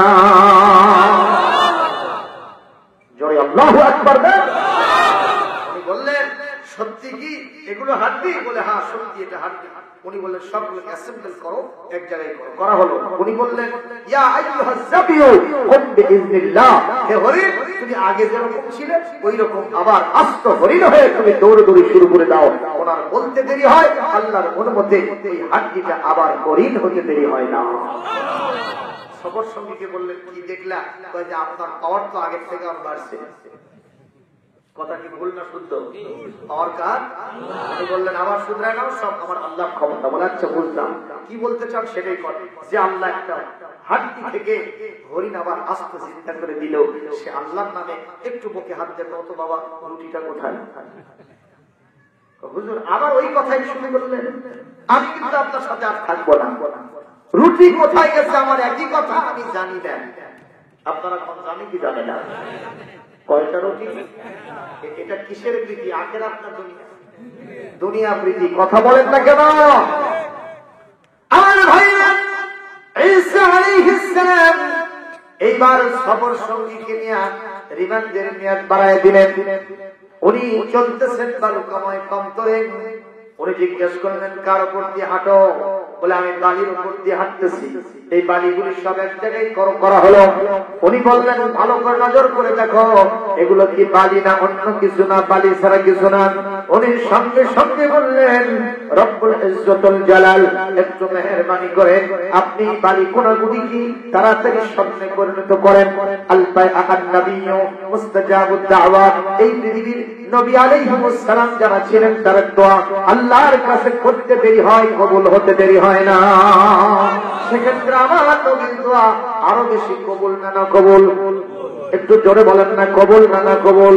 আমার নবীর দোয়াগুলো যে কারেন্টের মতো কবুল হয়, আমি নিজে চোখে গিয়ে আমার ভাই দেখে আসছেন, আমিও দেখে আসছি। নবীজি এক সময় আকাশের দিকে বারবার তাকাইতেছিলেন। আবার আল্লাহ পাক নবীর এই বারবার আকাশের দিকে তাকানো দেখেছেন কি দেখেন নাই? দেখেছেন কি দেখেন নাই? শুধু কি দেখেছেন, মনের ভিতরে কি আছে সেটা জেনেছেন কি জানেন নাই? জেনেছেন কি জানেন নাই? সঙ্গে সঙ্গে কোরআন কারীম সূরাতুল বাকারা 154 নম্বর আয়াত নাযিল হয়ে গেল। কদ নারা তাকাল্লুবা ওয়াজহিকা ফিস সামা। আমি যখন সৌদি আরবে 2 বার হজ করতে গেলাম মুসলমান, মদিনা মুনাওয়ারায় মসজিদে কিবলাতাইনে যখন গেছি, আমার সফর সঙ্গীরা সবাই খালি তাড়াতাড়ি দৌড়াদৌড়ি করতেছে আর মোবাইল মারতেছে, সেলফি তুলতেছে। বাড়ি থেকে দেখাবে দেখ নবীর কিবলাতে মসজিদে পরিবর্তন হয়েছে, আমি সেখানে ছিলাম। ও নামাজ পড়তেছে আর একজন ছবি তুলতেছে, ওখানে ছবি তোলা আর সমারোহ আছে না নাই? আমার হুজুর ঠিকই বলেছেন, বর্তমানে ছবির সংস্কৃতি এসে গেছে, ঠিক কিনা? আমার মুসলমান খুব সাবধান থাকবেন। বিশ্ব নবীর সব সুন্নতকে আপনি কেমনে জনন্তনী দেন, তবে একটা কথা সত্য, যেখানে প্রয়োজন সেখানে ছবি তুলতেই হবে যুগের প্রয়োজনে। আমার আল্লাহ কোরআনে বলেন আমাদের তুরনা গায়রা বাগি ওয়ালা আদিল ফালা ইসমা আলাইহি রুফিয়ান উম্মাতিল খাতা ওয়ান নিসয়ান ওয়া মাসতুকরিহু আলাইহি আও কামা ক্বালা নবী সাল্লাল্লাহু আলাইহি ওয়াসাল্লাম। আমার আল্লাহ পাক বাধ্যগতভাবে যদি কারোর কোন কাজ করতে হয়, এটা যদি আল্লাহর নাফরমানিমূলক হয়, তারপরেও যদি করতে বাধ্য হয়, এটাও করা আল্লাহ পাক জায়েজ করে দিয়েছে। অপরাধ আল্লাহ গ্রহণ করবেন। এখন পরীক্ষার্থী যারা আছে ছাত্ররা, আমরা তো শিক্ষক বুঝি, যদি ছবি না থাকে একজনের পরীক্ষা আরেকজন দেবে। কথা কয় না? হাজি হজ করতে যাবার ধরে আমি আসলে ওখানে চুরি করবে। ছবি যদি না থাকে আপনি সিঙ্গেল কেন? কথা কন। মোটরসাইকেলের ড্রাইভিং লাইসেন্স করবেন, ওখানে ছবি না থাকলে চলবে না। যে অফিসে কাজ করবেন, চাকরি করবেন, ছবি না থাকলে চলবে না। এই সমস্ত জায়গায় ছবি লাগবে, কিন্তু সেলফি তোলা এটা হারাম। হারাম কথা বলে ঠিক কিনা? স্মৃতি রক্ষার জন্য ছবি তুলে থাকি আমরা। এই যে আমাদের যে ছেলেরা ছবি তুলতেছিল, তুমি সম্ভবত অন্যান্য গেলে জায়গায় গেলে বড় বড় হুজুরা বলতো, হুজুর একটু দাঁড়া, একটু ছবি ছবি। কি তোমরা শিখলে আর কি তোমরা বুঝলে? সবাই যদি বটগালিকে প্রবাহে কার বসিয়ে দেয়, স্রোতের বিপরীতে চলবে কে? সব স্রোত একদিকে চলতেছে, আমিও যদি সেদিকে চলিতে স্রোতের বিপরীত চলবে কে? বিশ্বনবীর সুন্নাহ মানার সংস্কৃতি এখন নাই, তাই বলে আলেমরা কি মানবে না? কথা বলতে সগীরাতুল উলামাই কবীরাতুন, আলেমদের সগীরা গুনাহ আল্লাহর কাছে কবিরা গুনাহ হয়ে যায়। ঠিক না ভাই? তবে একটা বিষয়, এই যে আমরা মাহফিলে আমার এখানে ছবি উঠতেছে না, এটা কিন্তু সেলফি তোলা, এটা কিন্তু আলাদা। এটা স্থির চিত্র নয়। স্থির চিত্র যেটা সেটা সম্পূর্ণ হারাম। আর এটা আমি নড়াচড়া করতেছি দেখা যাচ্ছে, তার মানে আমি মুর্দা না, আমি আল্লাহর রহমতে এখনো জিন্দা আছি। তাহলে আমাকে বানাইছে কে? আল্লাহ বানাইছে। এটা কি হবে? ইন্টারনেটে ছড়িয়ে যাবে। আমি আজকে তাফসীর করলাম, যা বললাম এটা সার্চ দিয়ে অন্যরা সেটা শুনবে। আপনার কথা ওনারা আজকে আমার তাফসীর মাহফিলে উপস্থিত না থাকতে পেল, তারা শুনতে পেল, আমলের জিন্দেগি করলো, এর মাধ্যমে একটা বৃহত্তর ফায়দা হয়ে গেল। সুবহানাল্লাহ। এই জন্য বৃহত্তর শব্দে ওলামায়ে কেরাম থেকে জায়েজ করেছেন। কষ্ট পাইলেন? কষ্ট পাইলেন? হযরত সারুল্লাহ আলাইহিস সালাম আল্লাহর কাছে দোয়া করছেন। আর আমি যেটা বলতেছি না, আমার তো কিন্তু আজ কবুল হলো সেই মসজিদে জুলকিবলাতাইন। আমি ওখানে গেলাম, আমি তখন কোরআনে কারীমের ওই সূরা বাকারার 154 নম্বর আয়াতটা বের করেছি। আমি ওটা পড়তেছি আর চোখ দিয়ে দর করে পানি ছেড়ে দিয়ে কাঁদতেছি। ইতিমধ্যে আমার সফর সঙ্গীরা যারা জিয়ারত করার জন্য আসছিল, ওরা সব গাড়িতে উঠে চুপ করে বসে আছে, কিন্তু আমি হুজুর নাই। আপনারা বলেন আলেমের হজ করা আর জাহেরের হজ করা কি একরকম হবে? কথা হবে? আমি ওখানে কাঁদতেছিলাম যখন, তখন তারা ওখানে গিয়ে বসে আছে গাড়িতে, এতক্ষণ হুজুর আসে না কেন, হুজুর আসে না কেন?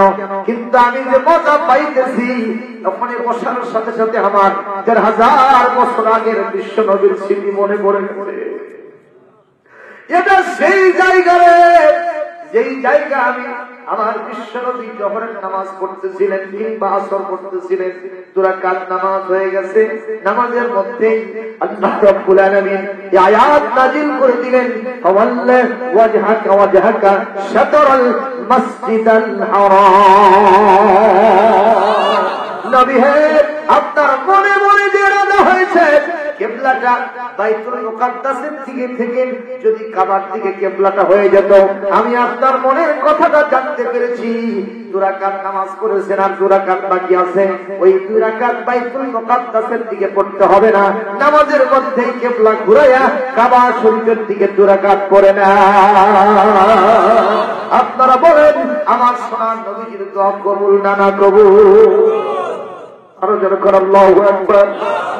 আমার মুসলমান ভাইরা, হযরত ঈসা আলাইহিস সালাম আল্লাহকে বললেন, আল্লাহ এই বাড়ির স্তূপটাকে আপনি সোনা বানায় দেন। দোয়া করতে দেরি হয়, সঙ্গে সঙ্গে পুরো বাড়ির স্তূপটা সোনা হতে দেরি হয় না। ঈসা আলাইহিস সালাম নজর করে বললেন, আমার সবর সঙ্গে একটু তাকায় দেখো, এটা কি? কই কিছুক্ষণ আগে বালি ছিল, এখন তো সোনার একটা বিরাট স্তূপ হয়ে গেছে। একটু ভালো করে দেখো, মিথ্যা বলছো না সত্য বলছো বলে না। বারবার তাকায় দেখতেছি, এটা স্বর্ণ ছাড়া আর কিছুই না। বলে এটাকে 3 ভাগ করো। কয় ভাগ? আরো জোরে হলো না? নবীরা যেটাই করতে বললেন তার মধ্যে কিন্তু আছে না নাই?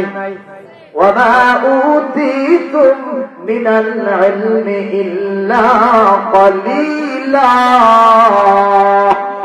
ওয়া মান ইউতাল হিকমাতা ফাকাদ উতিয়া খায়রান কাসীরা। প্রজ্ঞা দিয়েছেন, এর থেকে শ্রেষ্ঠ দান আর হতে পারে? ঈসা আলাইহিস সালাম বললেন, কয় ভাগ করো? ওই লোকটা খালি মন আনসার করতেছে, হুজুর এগুলো কার?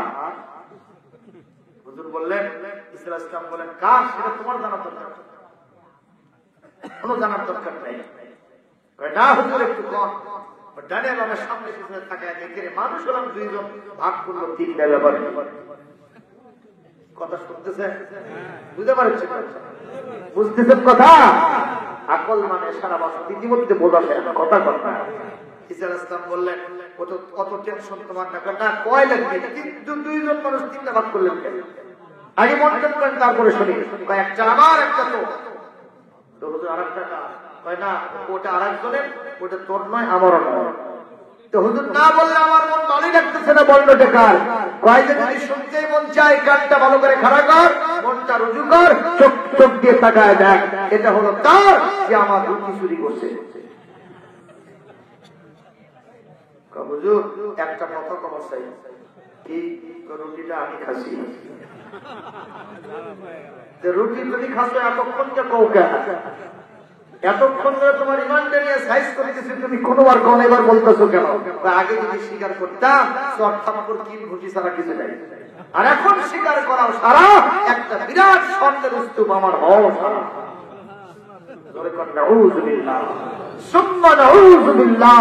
এটাই হলো দুনিয়ার প্রীতি। কথা বলেন ঠিক না ঠিক? আমার বিশ্বনবীকে হাত মানলে হবে না, নবীজিকে ফুল মানতে হবে। কথা বলেন ঠিক কিনা? আমার ব্যক্তিতে মানবো কাকে? আল্লাহকে। আমার রাসূলকে পরিবারে মানবো, সমাজে মানবো, রাষ্ট্রে মানবো। শুধুমাত্র আমি নামাজে মানবো না, আদালতেও রাসূলকে মানা দরকার। আমার রাসূল বিচার সালিশ করেন নাই, সেই বিচার সালিশের কথা কি কোরআনে আছে না নাই? এগুলো কি হুজুররা বানিয়ে বলে? বানিয়ে বলে। আমরা যখন এই বিচার সালিশের কথা তুলি, ওই মাহফিলে গিয়ে একজন লোক আমাদের কানে কানে কয়, হুজুর রাজনীতি করবেন না। আরে বাবা, তুমি সুদখোর, তুমি ঘুষখোর, তুমি দুর্নীতিবাজ, তুমি জানামাজি, ধোয়া নাই, মশা নাই, বিড়ি ছাড়া কিছু বোঝো না। তুমি রাজনীতি করতে পারলে আমি আল্লাহর কোরআনের সাথে রাজনীতি করতে পারবো না।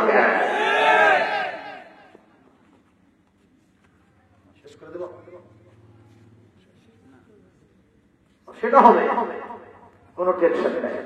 কষ্ট হচ্ছে আপনাদের? কি বলেন? হুজুররা যদি রাজনীতি করে খুব খারাপ হবে। আরে ভাই কথা কর না, খারাপ হবে। আমি যখন আসতেছিলাম একজন আমাকে ফোন করছে, কোন মুখ দল করা যায় না, ফতুয়া দিয়েছে কে? যে হলো ধর্মনিরপেক্ষতা পদে ধ্বজা দেয়, সে ফতুয়া দিয়েছে অমুক দল করা যায় হবে না। তাই বললাম কি কারণে যায় হবে না? কয় যে না এটা চলবে না, এরা ভালো না। ভালো না মুখে বলে হবে না। প্রমাণ কি?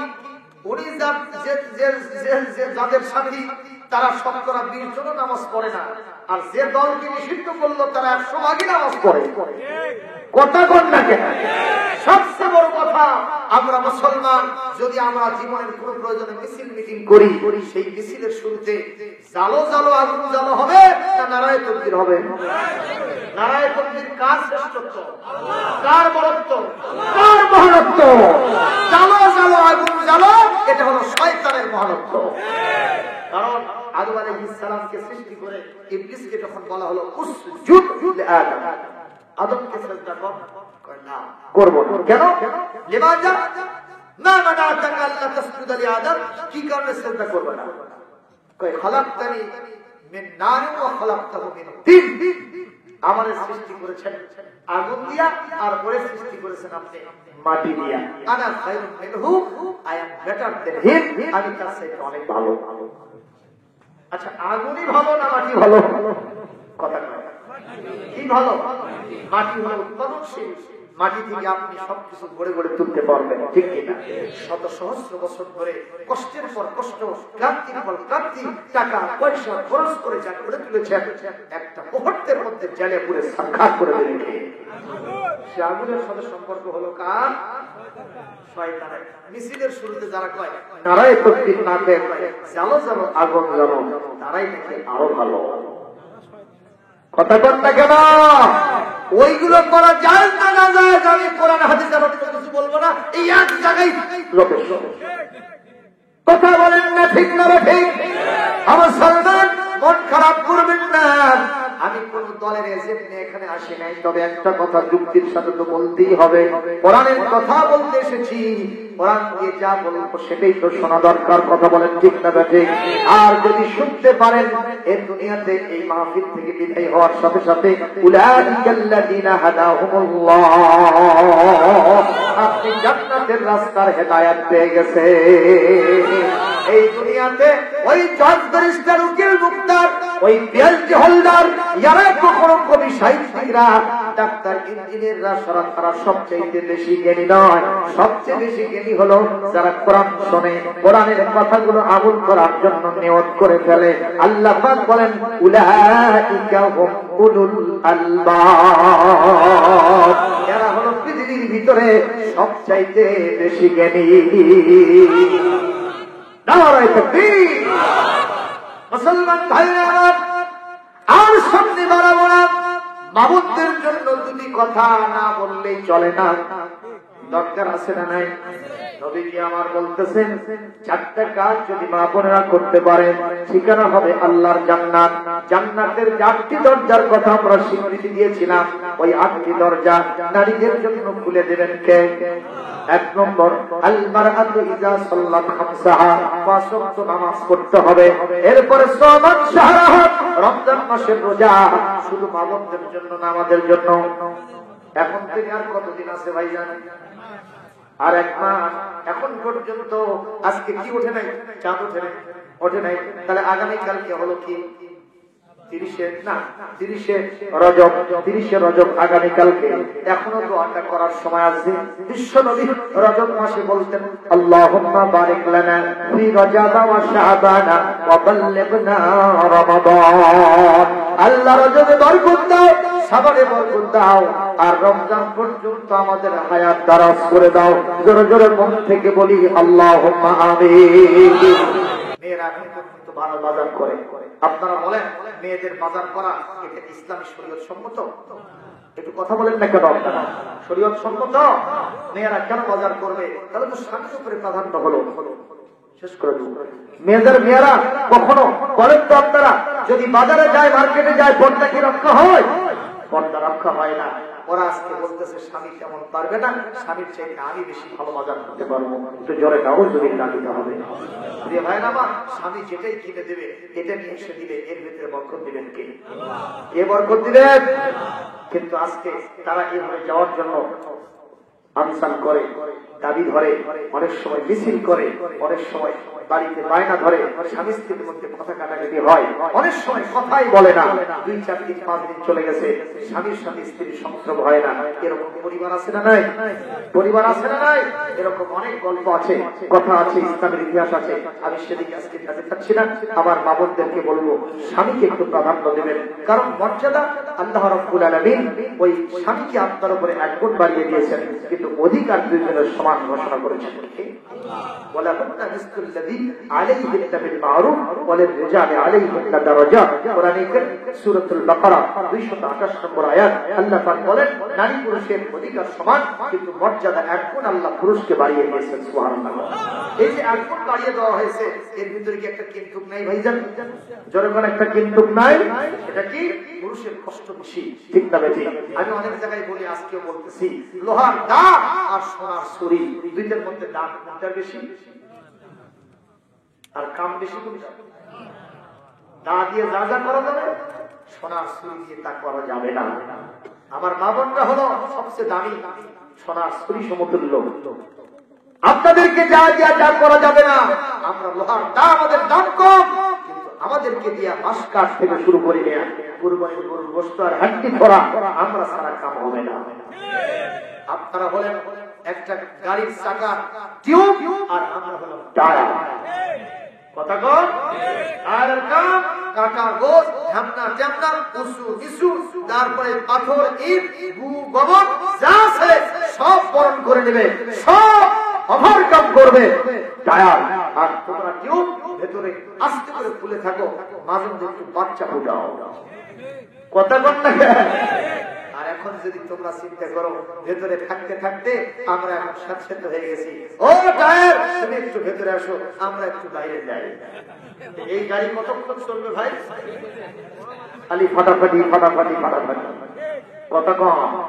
আজকে সমস্ত সেই জন্য অ্যাক্সিডেন্ট হচ্ছে। আমি অনেক জায়গায় বলে আসতেছি, আজকেও বলবো, সামনে ইউনিয়ন পরিষদ নির্বাচন আসিতেছে, বিপুল সমারোহে 3টা ওয়ার্ডের দায়িত্ব দিলাম একজন মহিলা কাউন্সিলরকে, আর 3টা দায়িত্ব দিলাম 3টা পুরুষকে। আল্লাহ বলে 2 জন নারীর সমান একজন পুরুষের শক্তিমত্তা জ্ঞান পরিমাণ আমি আল্লাহ দিয়েছি, ঠিক না? ঠিক আছে, 2 জন পুরুষ সমান, 2 জন নারী সমান একজন পুরুষ। আর আমরা বলতেছি না ওটা নয়, 3 জন পুরুষের সমান একজন নারী। আরে নাউজুবিল্লাহ করছেন না, আমলে তো প্রমাণ। আমি বাংলাদেশে অনেক জায়গায় ঘুরে আসলাম, কোন পৌরসভাতে সংরক্ষিত মহিলা কাউন্সিলরের ওই যে ওয়ার্ডটা যে ফাঁকা পড়ে আছে, আল্লাহর ভালোবাসায় রাসূলের সুন্নাহ মেনে নিয়ে কেউ দাঁড়ায়নি, এরকম কোথাও পাওয়া যায় নাই। সব জায়গায় নারীরা প্রতিনিধিত্ব করেছে। ঠিক তো বলে, এটাই কি ঠিক? কথা কন। তাহলে তো আল্লাহর সাথে পাল্লা দেওয়া হবে, আর আল্লাহর সাথে পাল্লা দিলে তার কাল্লা থাকবে না। জোরে বলেন, আমাদের রবের নাম কি? তার সাথে দিও না পাল্লা, থাকবে না কারো কাল্লা। জোরে বলেন সুবহানাল্লাহ। আমাদের রবের নাম কি? তার সাথে দিও না, থাকবে না কারো। কে কে পাল্লা দেবেন হাত তোলেন। মাঝে মাঝে কেউ কিছু কি পারে, কিন্তু এই ক্ষমতা হবে না। আল্লাহর সাথে পাল্লা দিলে ওই ফেরাউনের যেমন কাল্লা গেছে, নমরুদের গেছে, আবু জেহেলের গেছে, ওদের নাতিপুতি কিয়ামত পর্যন্ত যারা আসবে সবারই কাল্লা নষ্ট করে দিবেন কে? এজন্য আসুন আমরা সকলে বিশ্ব নবীর ভালোবাসায় জীবনের সকল ক্ষেত্রে তার সুন্নাহ অনুসরণ করে চলবো। লা ইউমিনু আহাদুকুম হাত্তা আকুনা আহাব্বা ইলাইহি মিন ওয়ালিদিহি ওয়া ওয়ালাদিহি ওয়ান নাস আজমাইন। রাসূল আমার ভালোবাসা, রাসূল আমার আলো আশা, রাসূল আমার প্রেম বিরহের মূল আলোচনা, রাসূল আমার কাজে কর্মের অনুপ্রেরণা। আল্লাহুম্মা সাল্লি আলা মাওলানা মুহাম্মদ ওয়া আলা আলি সাইয়্যিদিনা সাল্লাল্লাহু আলা মুহাম্মদ সাল্লাল্লাহু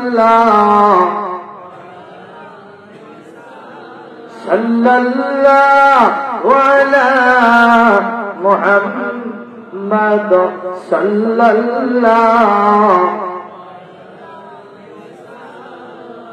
ওহে নবীর আশিকান মুহাব্বতান দরুদ পাঠান, মদিনাতে খুশি হবেন সরদার দু জাহান।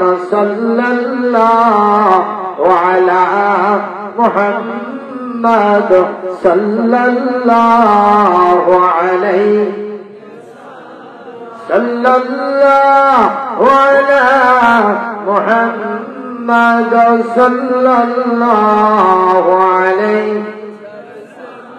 ইয়া নবী সালাম আলাইকা, ইয়া রাসূল সালাম, ইয়া হাবিব সালাম আলাইকা, সালাওয়াতুল্লাহ।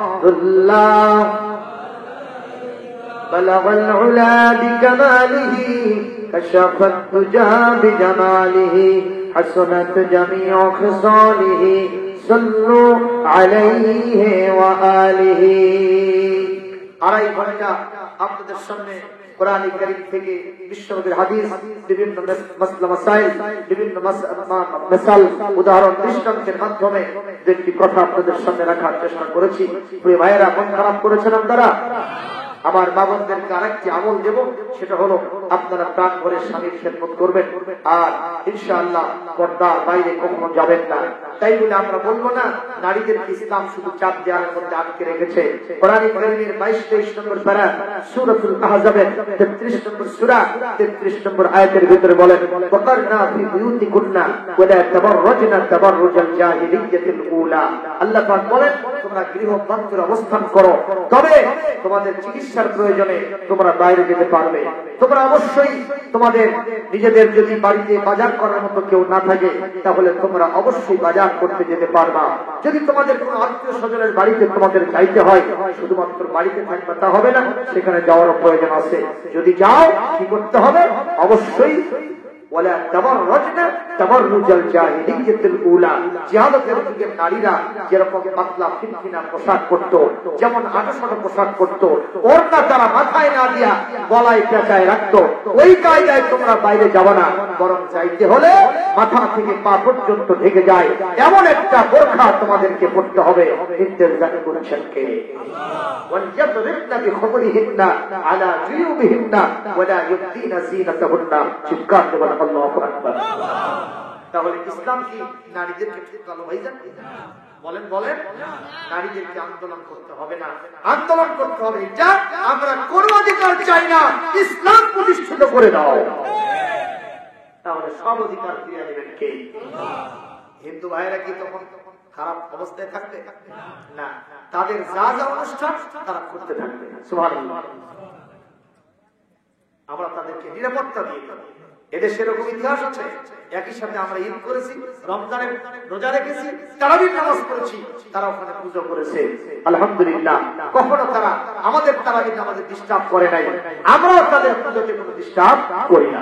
আমি যেখানে নামাজ পড়াই, আসরের নামাজ আমরা যেদিন আদায় করি, ওনারা যেদিন দুর্গা পূজার যেই তারিখে নিয়ে গিয়ে তারা আপনার করতোয়া নদীতে ডাবায় দেয়, ওখানে জন্মের মতো একেবারে পানির ভিতরে ডুবায় ফেলে, ট্রাকের পর ট্রাক আমার মসজিদের সামনে দিয়ে যায়, ঢোল বাজাতে থাকে। বলেন তো আমাদের ডিস্টার্ব হয় না? কিন্তু আমরা কোনদিন একটা কটু উচ্চারণ করি নাই, দিল শুনি নাই, করা চোখে তাকায় নাই, কারণ তাদের আনুষ্ঠানিকতা তারা করতে থাকবে। কথা বলেন ঠিক কিনা? এটা হলো ইসলাম।